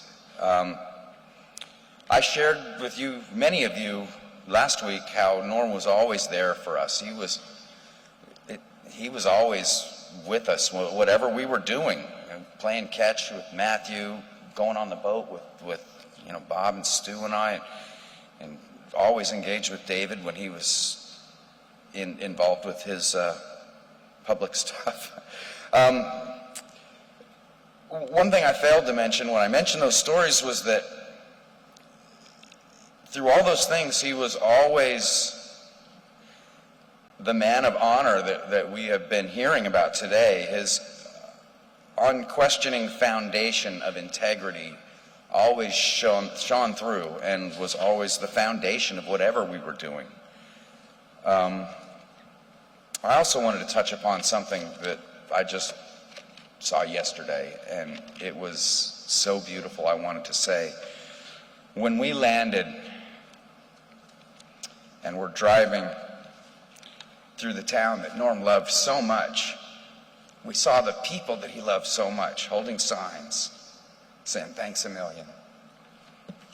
And it was beautiful to see the people he said that to so many times to say it back. Thank you.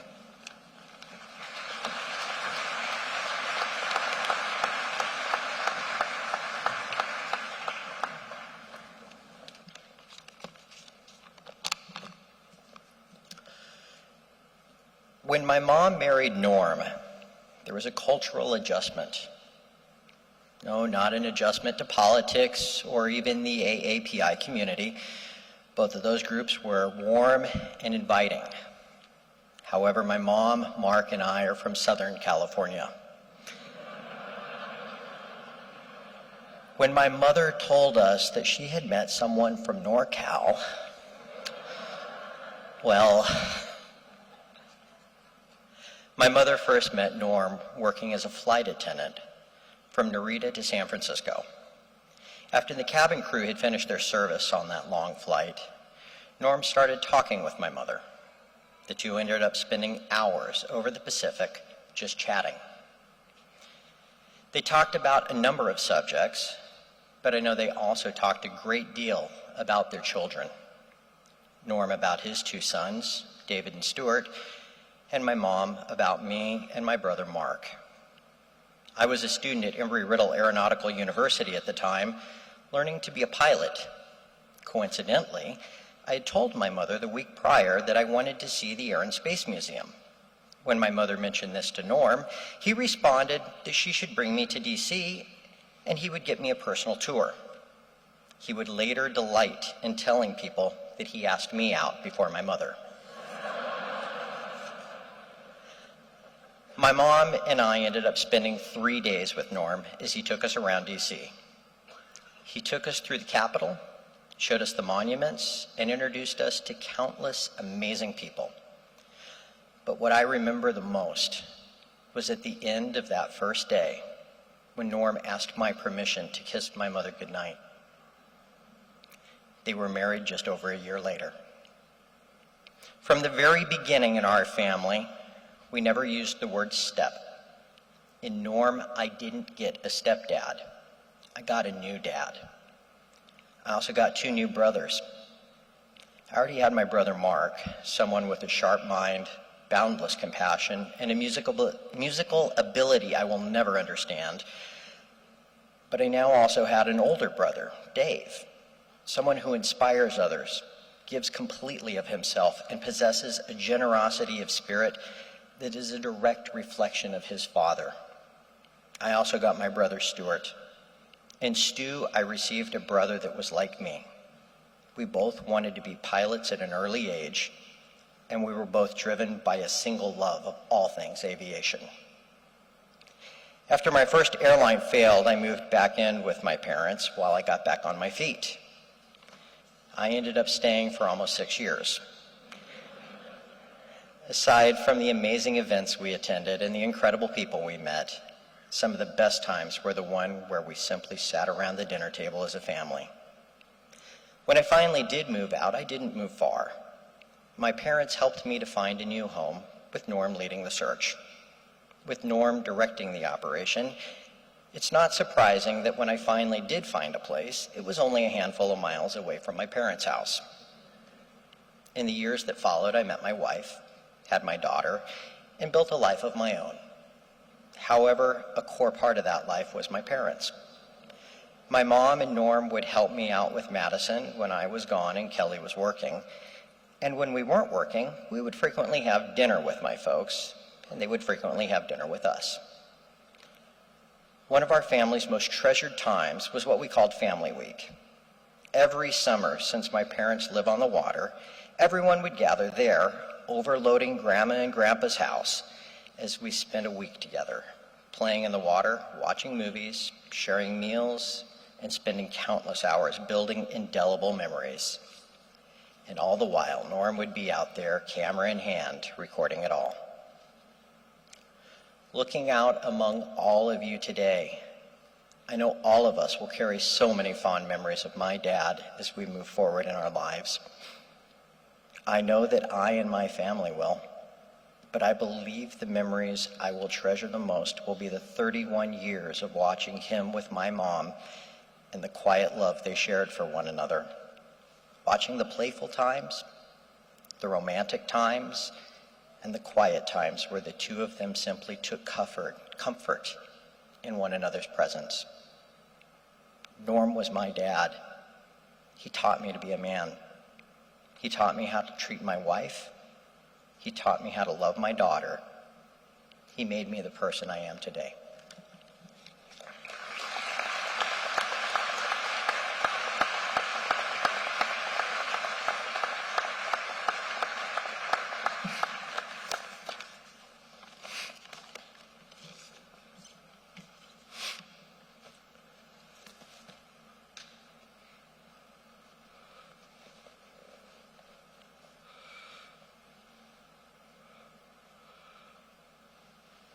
Again, I'd like to say thank you to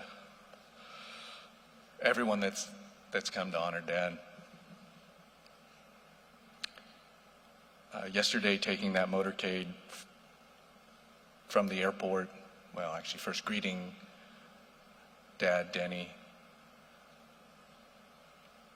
Mark, Wendy, and the girls, Bob and Kelly. And making that ride back through J-Town, past both churches, the Betsuine and Wesley United Methodist Church, where our grandparents were founding members, stopping by the house.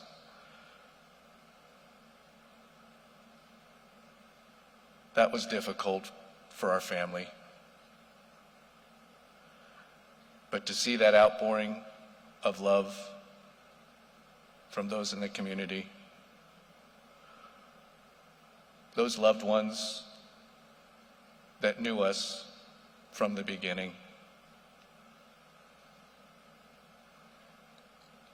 that knew us since we were kids, when Dad was kid.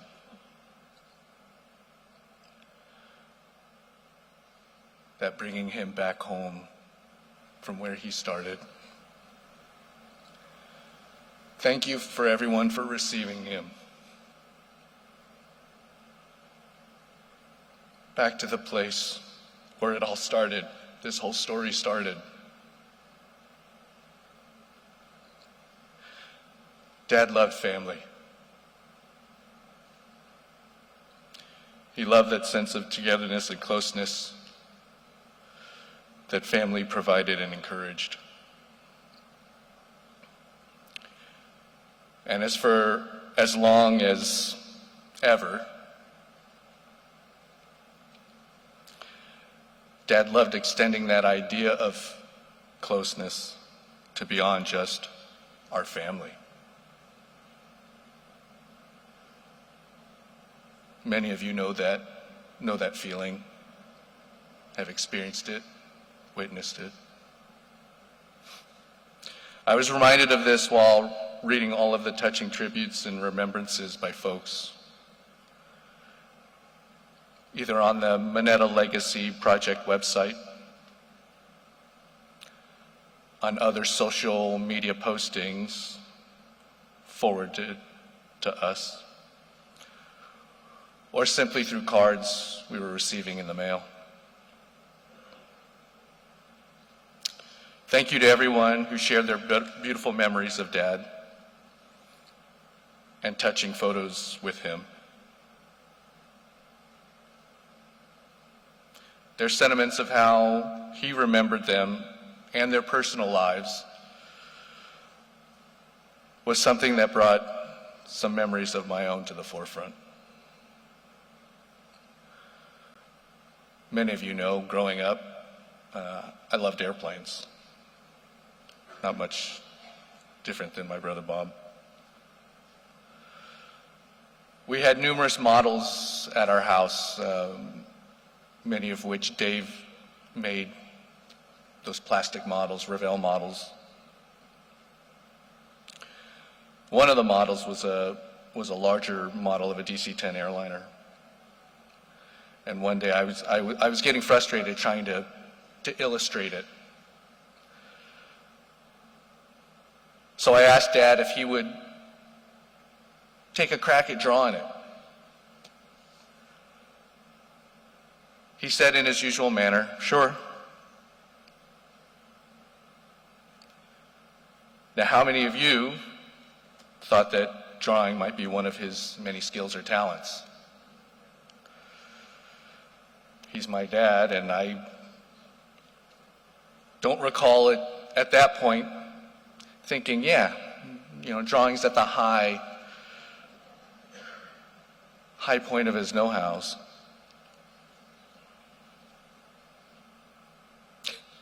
Shockingly, though, but you know what? His drawing was actually really good.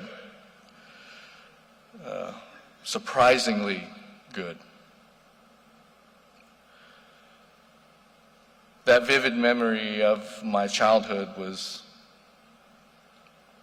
from our family room in Alexandria, well over 40 years ago. And two things stick with me to this day. First was how good that drawing was.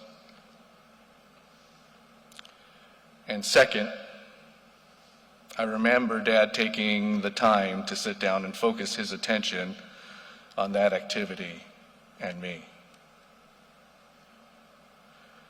I'm sure many of you have those same stories of that attention and that focus that he would have on whatever maybe you might bring to him or you might want to talk to him about.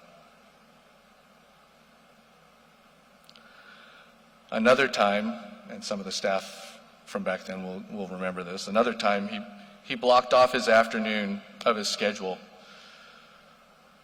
to take me to one of the places that I just loved in Redwood City. I know many of you might remember Malibu Grand Prix.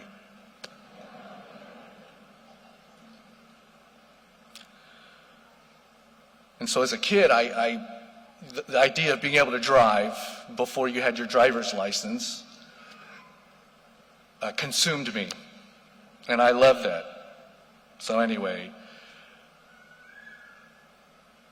Dad blocked off the afternoon, and he made time to take me there.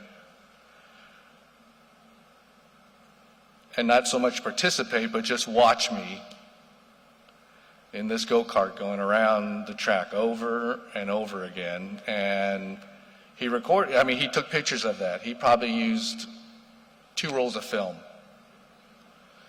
And for my kids, film is something that we would put in cameras in order to take pictures. We didn't have digital cameras, we didn't have iPhones, we didn't have take as many pictures as you want until you ran out of memory.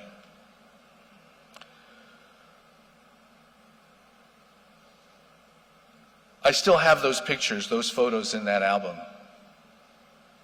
1.5-inch binder with photo sleeves in it of pretty much almost identical photos of me going around that track over and over again and standing there playing those arcade games.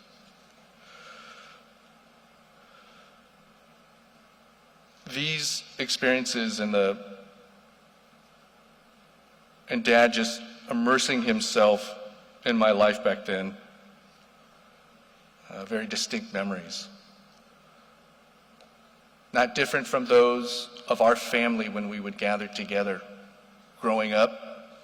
Every summer we would, growing up in Alexandria, I couldn't wait till school was out and I could come back home to San Jose and be with family and friends. And depending on whether it was election year or not, going to the campaign and stuffing envelopes and campaign materials to be sent off. But this was a family business. Public service was a big part of our family. Mom and Dad out campaigning, Dave and I going to the campaign office and stuffing envelopes, helping with pamphlets.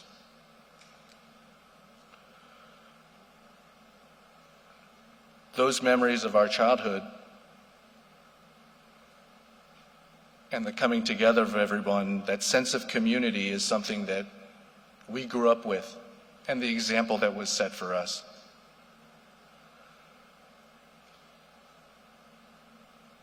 I love that idea. trying to get our kids to recognize that too in the city that we live. The idea that we're all in this together, and none of this works if we're all not looking out for each other. That was something that Dad taught us.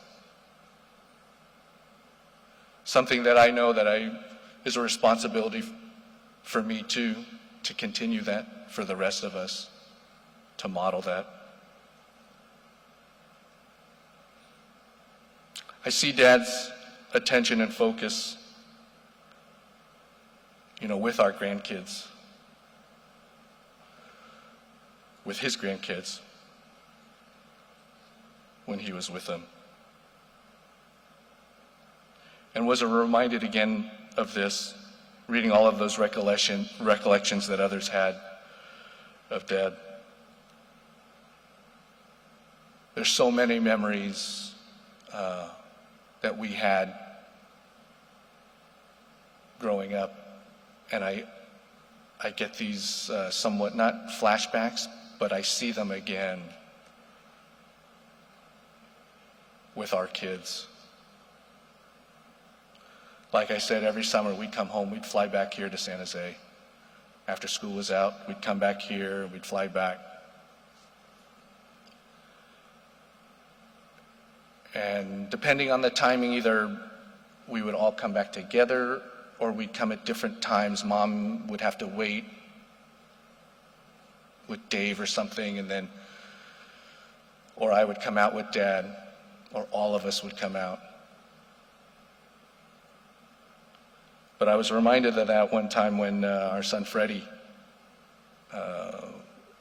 Diane had the photo of the video of the Cousins Week in Maryland at Dad and Denny's place, and the cousins would get together. And one year, being out on the water, Freddie ended up getting swimmer's ear. Couldn't come home, couldn't get on an airplane. And so the flights that we had ready for him to come back, I would go out there, get him, and bring him home, and couldn't do it. Doctor said, yeah, no, you can't travel. So Dad brought him home about a week later. And it reminded me of those times that I would come back home to San Jose with Dad, travel back.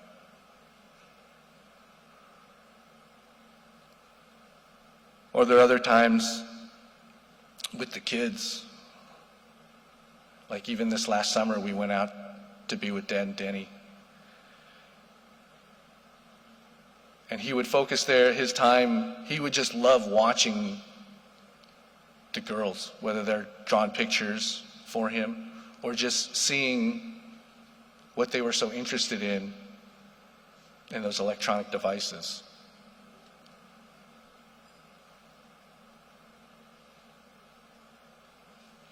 And one of the things, that Malibu Grand Prix, ironically, not too many people knew this, but, babe, that was, Malibu was my wife and I's, our first date, our first official date. And while some of these places are no longer with us, these stories continue, still in our hearts, in our memories.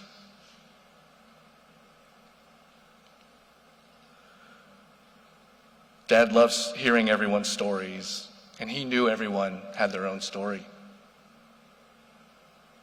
He loved sharing them. He loved retelling them. But most of all, he loved experiencing them with them. Like I said, he knew everyone had their own personal story, and he loved hearing about it. How many of you were asked by Dad, and where are you from originally? Or where did you go to school? Or what was your major? He loved getting to know people and their stories, once again extending that idea of closeness. Dad was always generous with his time, as experienced by staying at events to the very end, talking with whoever wanted to talk. He was polite, he was courteous, humble, helpful, a servant to others, and most importantly, loving.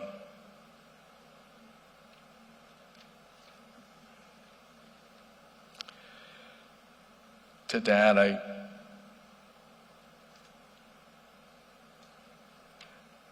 was wanting to say, I'm sorry to Dad that we, everyone,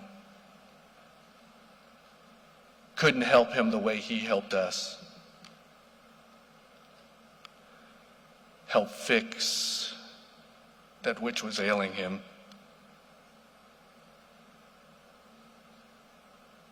The way he would help fix things for us.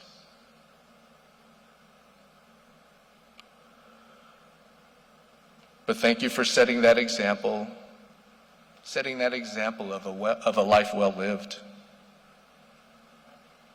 so we too can continue that.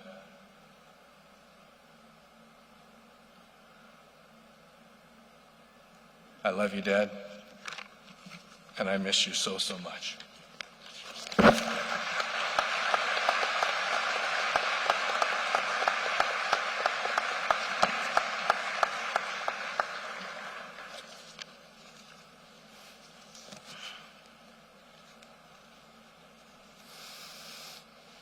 Mr. President, Secretary Panetta, Congressman Honda, Mayor Brown, Mayor Liccardo, Admiral Noonan, family, friends, family, thank you all for coming out today. On behalf of our family, I want to express our gratitude to everyone who organized today's memorial service, as well as the DC service last Saturday. I saw your love for him and his love of you create celebrations of life that capture who he was. To each one of you, thank you for bringing him home in fine fashion. Now, I don't know about you, but I kind of feel that Dad would be right about up to here right now with all of these talking about him, so we're going to have to keep this going. And if I could, I'll just ask for your indulgence for just a few more minutes. After Dad passed, friends and kind folks we didn't even know started sending cards and notes. One friend's sister sent a picture of an 8th grade class visit to Washington, D.C. And I think we're going to put this picture up. Thank you. The picture was of 30 kids and chaperones on the steps of the Capitol with their member of Congress. Pretty standard fare for congressional offices. On the picture was a neatly written note, handwritten note. Stacy, great having you visiting our nation's capital. Norman Mineta, member of Congress, May 7th, 1985. There are probably more than a few folks in the audience who received a similar picture with a similar handwritten note. But I want to give you a little background on that because it says a lot about Dad, which I feel is important to spell out today. Now, after a hard day at work, he would usually come home after being out with Mom, going to dinners and receptions. They would come home before the 11 p.m. local news.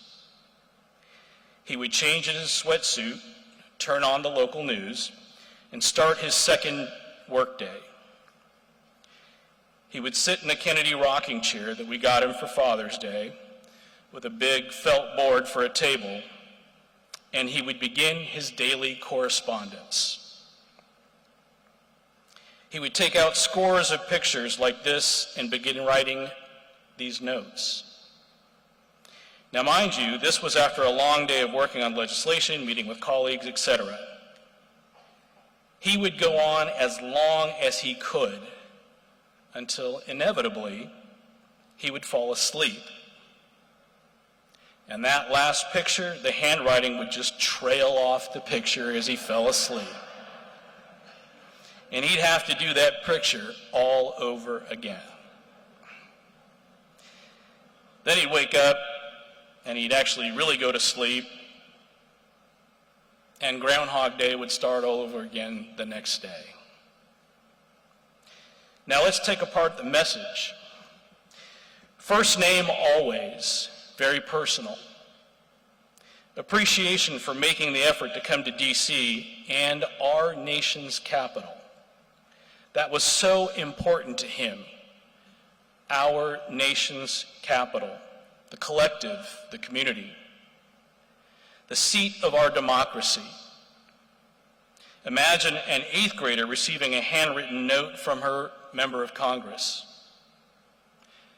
Imagine thousands of 8th graders receiving a handwritten note from their member of Congress. Now, I can attest to the fact that every single 8th grader from the 13th Congressional District and then the 15th Congressional District received a handwritten note on their Capitol picture. But knowing Dad, that was his goal. He loved the Congress. It could do so much good for people. After experiencing what bad our government could do to its citizens, he was driven every day to show how it could do right for its people. Not necessarily for his own party, not even necessarily by just his own party.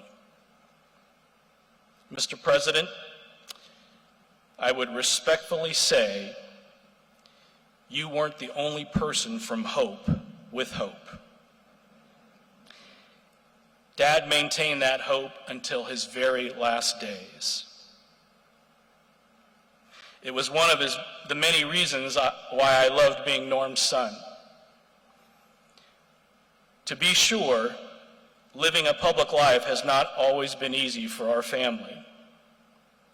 There were some really tough years. But as I've grown older, I've cherished being Norm's son. From 2010 to 2015, my wife Christine, daughter Lauren, and son Matthew Norman lived in Alexandria, Virginia.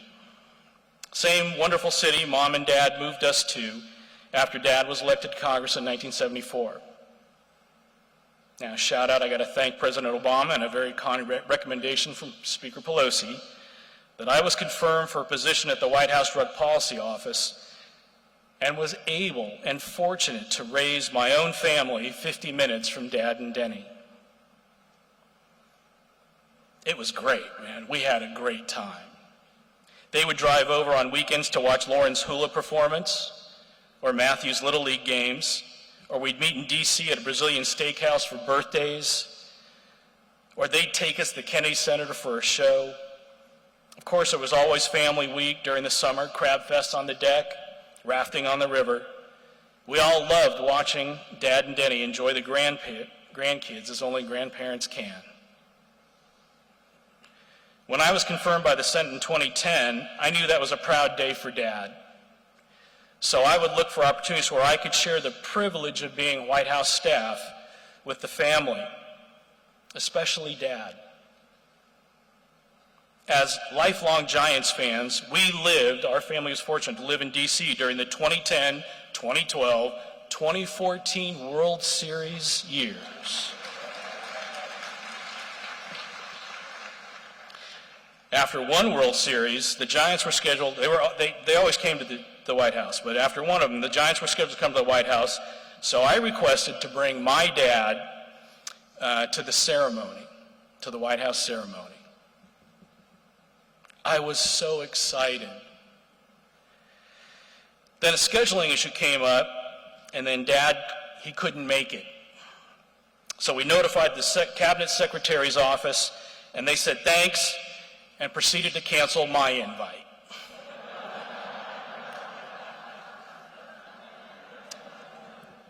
Wait, huh?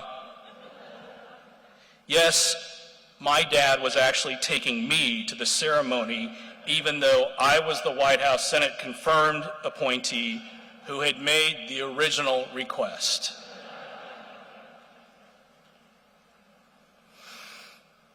Another life lesson of Humility 101 with Norm. I would share this story with him later, and he'd get that little smile and mischievous twinkle in his eye, as his best friend Senator Alan Simpson would often describe. It was a half sorry and a little he look. He was a kind father with a sometimes bad sense of humor. And now my family and I are back home in San Jose. Since 2015, we have lived 5 minutes from where Stu and I grew up, 10 minutes from the second house my parents built in 1970, 20 minutes from the Norman Mineta San Jose International Airport. Every day I drive to work on the Norman Mineta California Highway 85, 15 minutes from the Mineta Transportation Institute at San Jose State University. Today, thanks to Mayor Liccardo, is Norman Mineta Day in San Jose.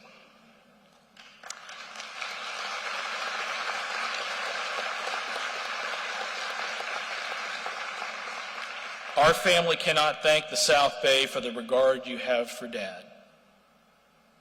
I believe it is and will always be an important civics lesson for our region to mate to the rest of the nation. San Jose is also where Denny returned Dad's ashes to yesterday, where he will be laid to rest next to his parents, his siblings, and my sibling later today. I have so much to thank Denny for, but I want to be really specific here. Thank you, Denny, for bringing him home twice.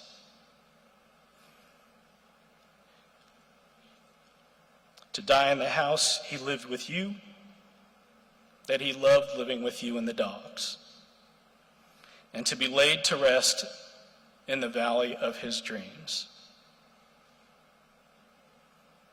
Dad, I am so proud to be your son and hope that I will be able to live out my life living up to the example you set for us.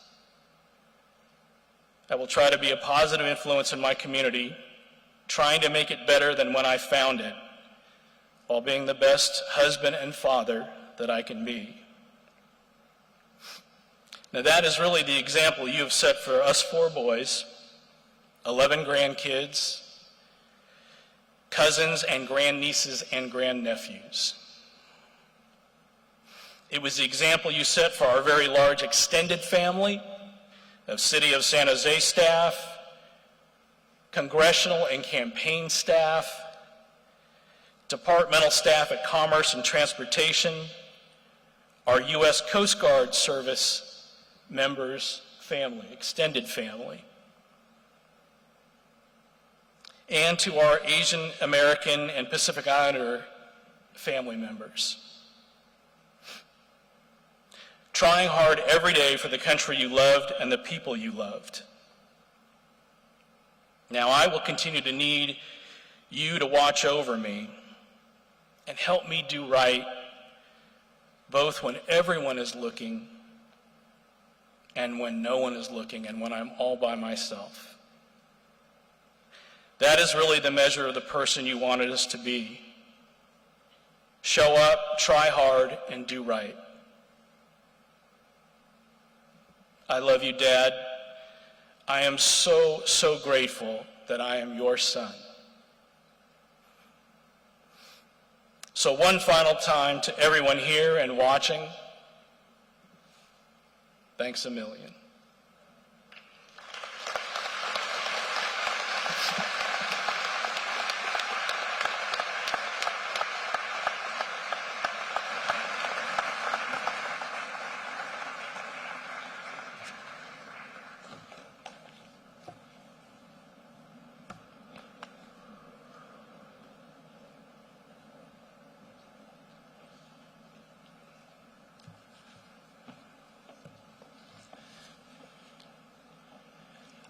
Thanks, guys. I call them kids. I can't help it. Great kids. When I sought Norm's help in that long ago state assembly campaign, I'm sure I possessed all sorts of plans and ambitions and hopes. Working with him all those years since, but I can say with 100% certainty that I never thought my association with Norman Mineta would lead to this time, this occasion, this honor.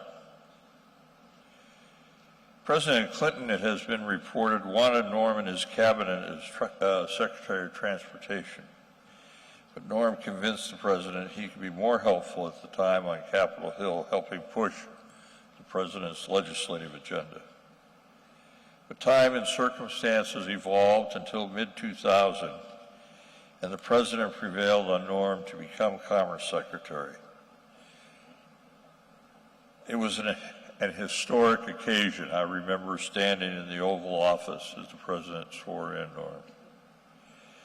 Norm became the first American of Asian ancestry to become a member of a president's cabinet. It is indeed my honor to introduce the 42nd President of the United States, William Jefferson Clinton.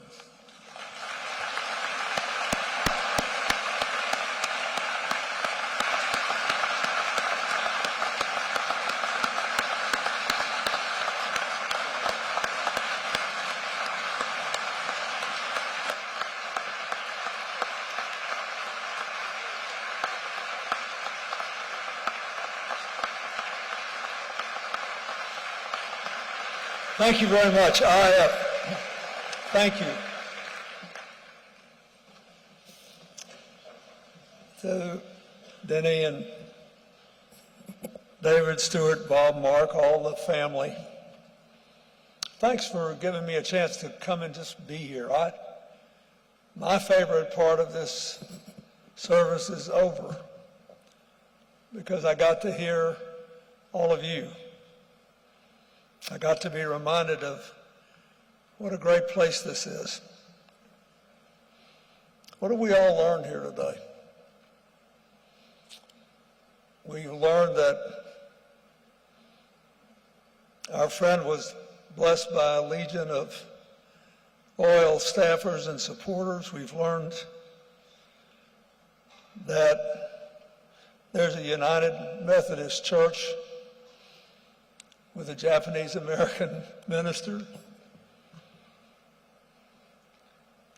I was reminded that I did the Mineta video and how honored I was to be a part of trying to capture his legacy. I was reminded by what a kick Norm got when Mike Honda succeeded him, and I got to work with both of them. I saw that you're still blessed with a great mayor who's quite eloquent. Susan Hammer was the mayor of San Jose the first time I came here. I learned that Willie Brown still got it.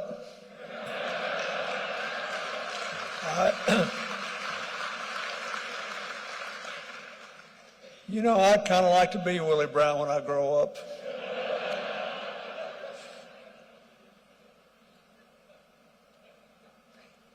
We learned that how blessed we were to have Leon Panetta and all the roles he occupied in national service.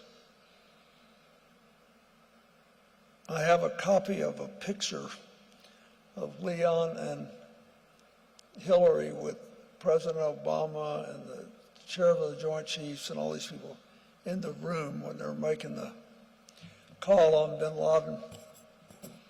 And after it happened, I got 2 phone calls. President Obama called me and said, "Well, we got him." And I said, "Who?" He said, "Hillary didn't tell you we had bin Laden tonight." I said, "Mr. President, you told her not to tell anybody, didn't you?" He said, yeah, but I said, she didn't tell anybody. And then she called me and she said, God, Panetta was great. You know, he was so strong to do this. He had to do it. This is a special place. All kinds of people come from here. And Norman Mineta basically embodied them all in different ways. I loved it when he was in Congress and he co-sponsored in my first term the Family and Medical Leave Act, the most popular bill I ever signed. And the Brady Bill, the background check law, which we have been reminded all too painfully today, needs to be updated and cover all purchases of guns. And especially important to me, he co-sponsored the bill creating AmeriCorps, which has given so many young people a chance to serve their country here. I was excited when I met Norman Mineta because when I was running for president, I was the only guy who actually had governed a state that had not one but 2 Japanese internment camps at little towns called Aurora and Jerome. And I went there more than once and was very close to the mayor of the nearest town, who was a young widowed school teacher. And she and her daughter were good friends of mine, and I used to talk to her for hours on end about what it was like being a young teacher in a camp where she thought it was appalling that people were forced to be there. And all she could do is try to teach them well and support them and hope against hope that somehow the rest of us would be forgiven for an unconscionable act and they would go on to fruitful lives. All that's been said is more than enough. I want you to think about what it means for you. So what if Norman Mineta lived? So what if he was a great guy? So what if an admiral actually wept in giving a tribute to him? What does it mean for you? Yes, for all of Norm's grandchildren. Yes, for the memories his children and Daddy and everyone who loved him will carry. But what does it mean for all of us? I have a lot of thoughts of this. I've got more yesterdays and tomorrows too, you know. We all should be thinking about this. What does it mean?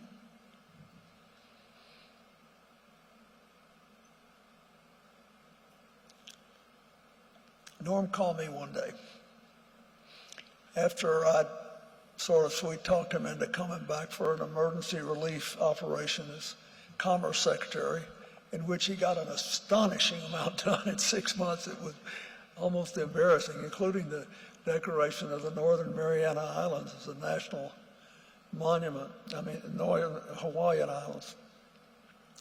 So he calls me on the phone and he said, and I'm out, or on the way out. He said, President-elect Bush has asked me to be Secretary of Transportation. And, I thought this was just going to be a temporary deal coming to Washington, and I'd kind of like to go back and make a little money. And he said, and besides, it's an honor to have a Republican ask me to be the only Democrat in his cabinet, but you know how America's getting so polarized, he said, and you think the Democrats will think I'm disloyal to my lifelong allegiance? And what do you think I ought to do? And I thanked him for first asking me what I thought, because, when you leave office, the good news is you can say whatever you want. The bad news is nobody cares anymore. So, anyway, so he cared enough to ask. And I told him, I said, Norm, I think you really need to do this. And I think you need to do it because it's unusual and because nobody expects it anymore, and because America's gotten so polarized, and because you're the best qualified person to do this job. But I said, you know, you could see it back in the 90s where we were going and where we're wound up today, where sort of our identities are defined by what we're not and who we're not. Norman has spent a lifetime trying to be a builder, not a breaker, a uniter, not a divider, someone who used his power to empower others, not to get more power for himself at other people's expense. All that's out of fashion today. Looks like everything we live for, all this crowd that got up and talked tonight, is just going to be put in the trash can of history because the information system is so divided and broken up and so polarized, and so it's like we're all encased in it, and our attention span's about 10 seconds, which ought to bother you. Butterflies have an attention span of 9 seconds. And here we just told this story of Norman Mineta. 90 years. And I used to think about, you know, what made this guy work, because I was so fascinated by the camps because of my own experience. And I think something happened to him besides meeting Al Simpson, which is a pretty good deal. When I talked to Simpson, I'm going to tell him that I now know I always liked him because he was a friend of Mineta. But think about this. I think when he was a little boy in that camp, maybe because of his parents, maybe because of just who he was, maybe whatever, I think he decided that he would find a way to make sure it never happened again. I also think he decided, with the help of his family and support system, that he would not live as a victim, that he would not let it define his whole life. Yeah, they were terrible to me. Yeah, they were terrible to a lot of people. People that weren't as smart as my father had their land stolen. A lot of people were sent to those camps just so people could steal their land.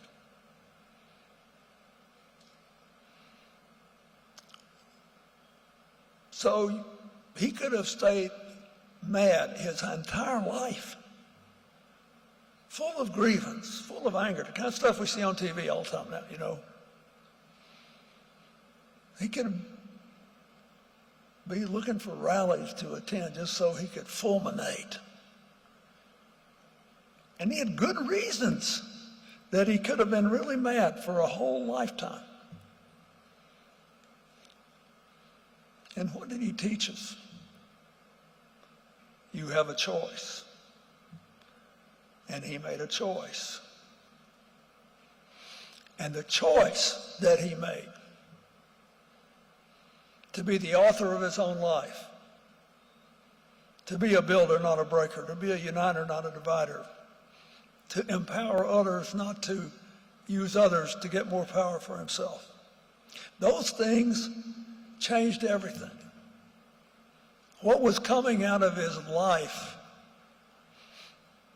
is what you heard in the testimony of his children,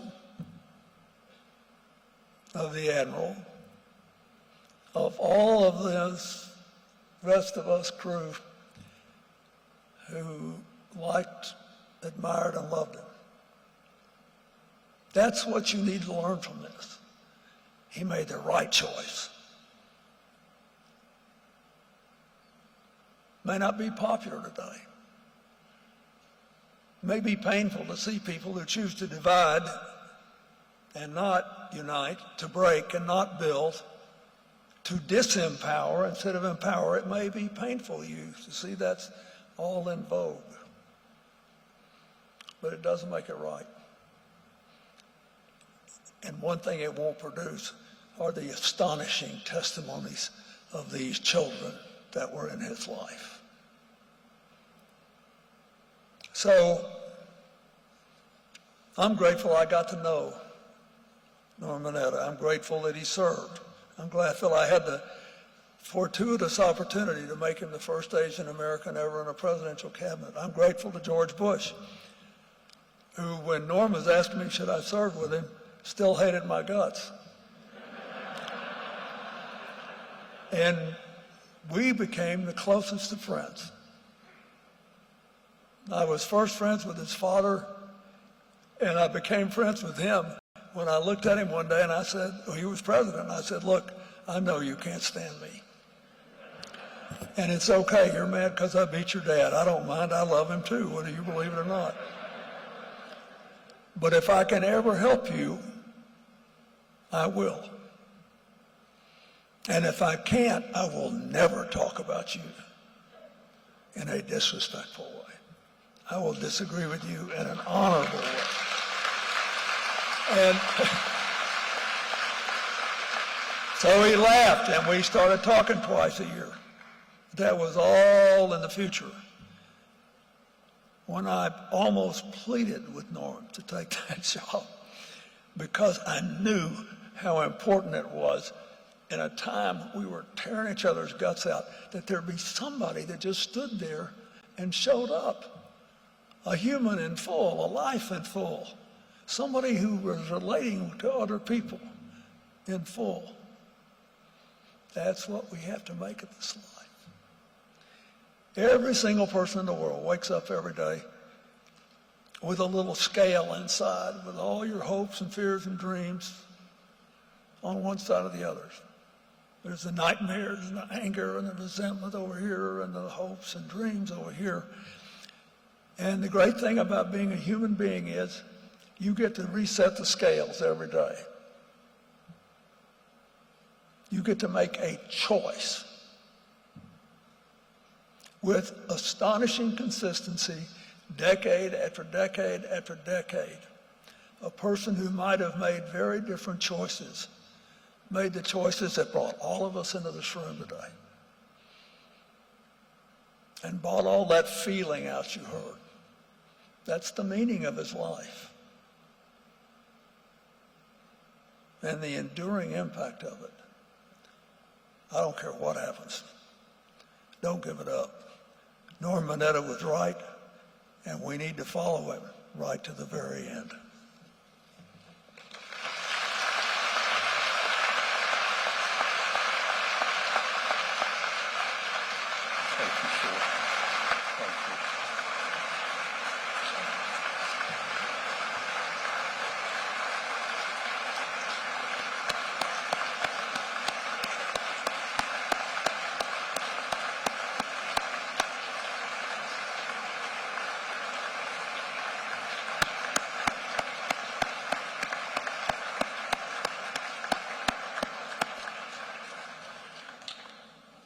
Thank you, Mr. President. Before we wrap things up here today, I want to take a moment to thank some very special people and friends. I want to thank Denny and the family for the honor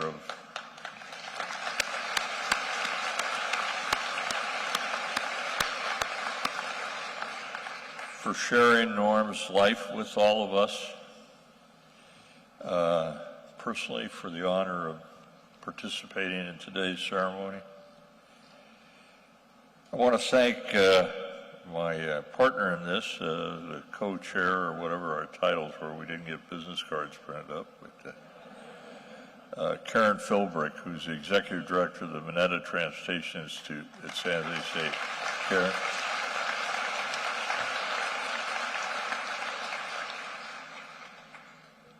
I want to thank the former Mineta staffers and interns who served with him and who stepped forward to help him. Just one more time, to my colleagues, the Mineta alumni, thank you, thank you, thank you, thank you.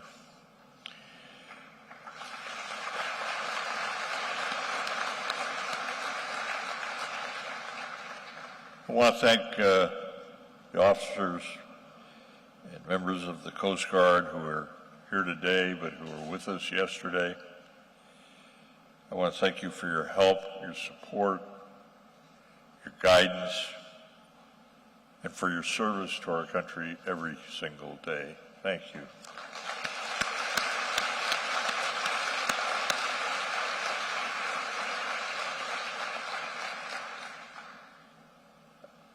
I want to give special recognition. We have dozens of elected officials, current and former, here with us today.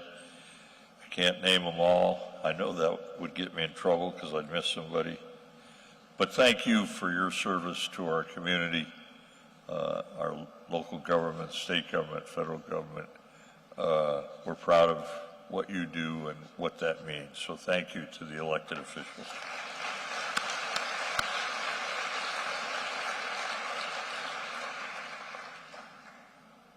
I've already said it, but I want to thank again Mayor Sam Liccardo and the members of the city staff, the people here at Team San Jose who run the facilities, for all your support, your enthusiasm, your generosity of spirit and ideas. I've been banging around this business for a long time doing political events, and I have never encountered the level of cooperation and support and skill and the spirit that Mayor Liccardo, your team, brought to this task, and I thank you and I thank them.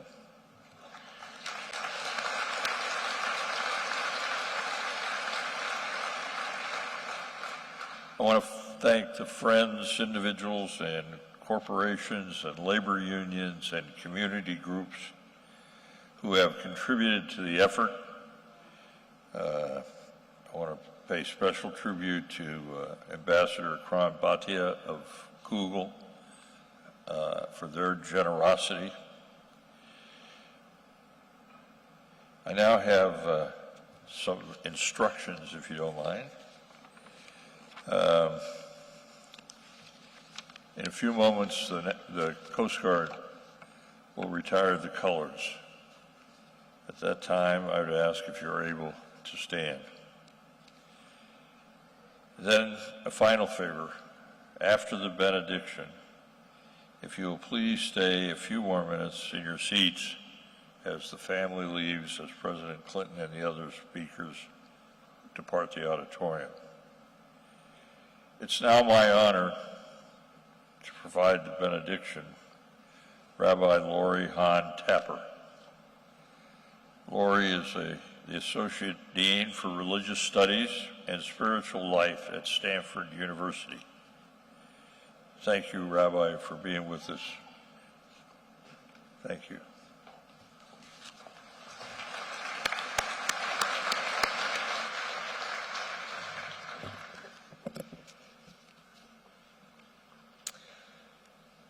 My condolences to Denny and to the whole family.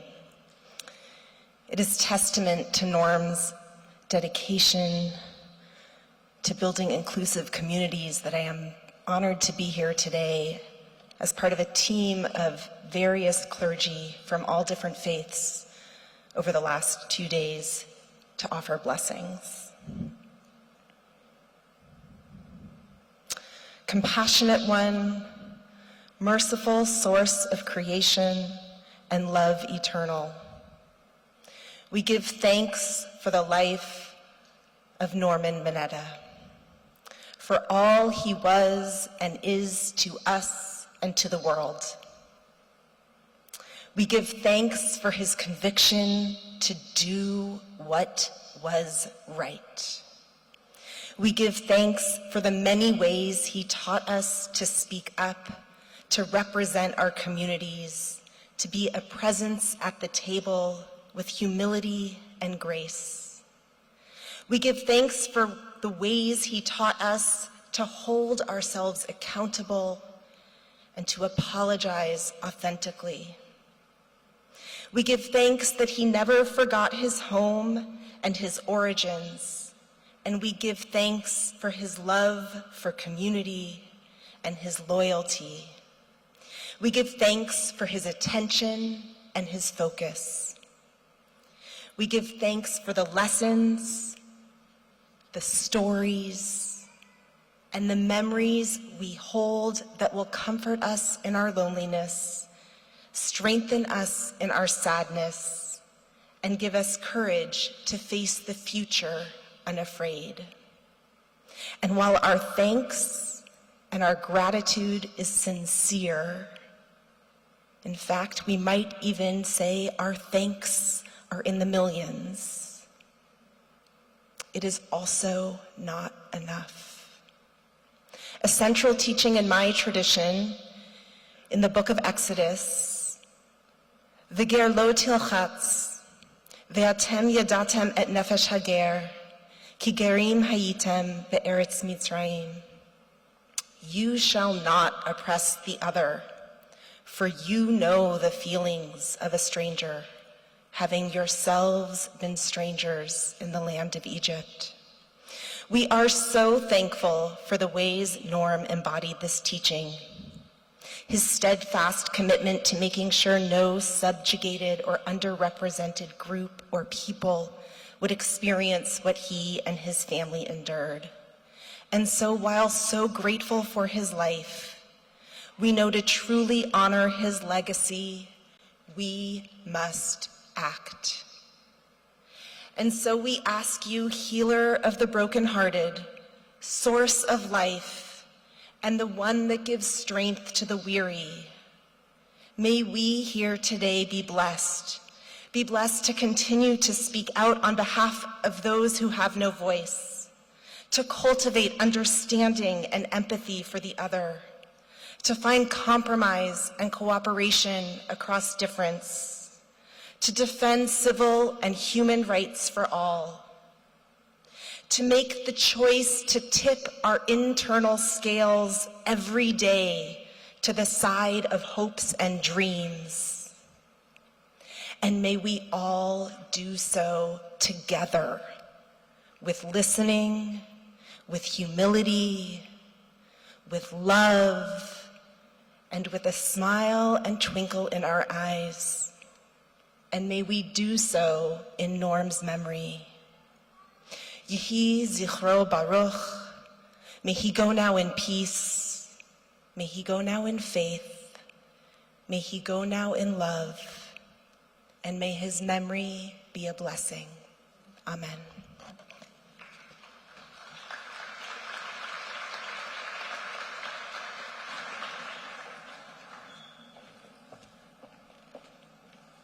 All right, if you'll please remain seated, and the Coast Guard will retire the colors.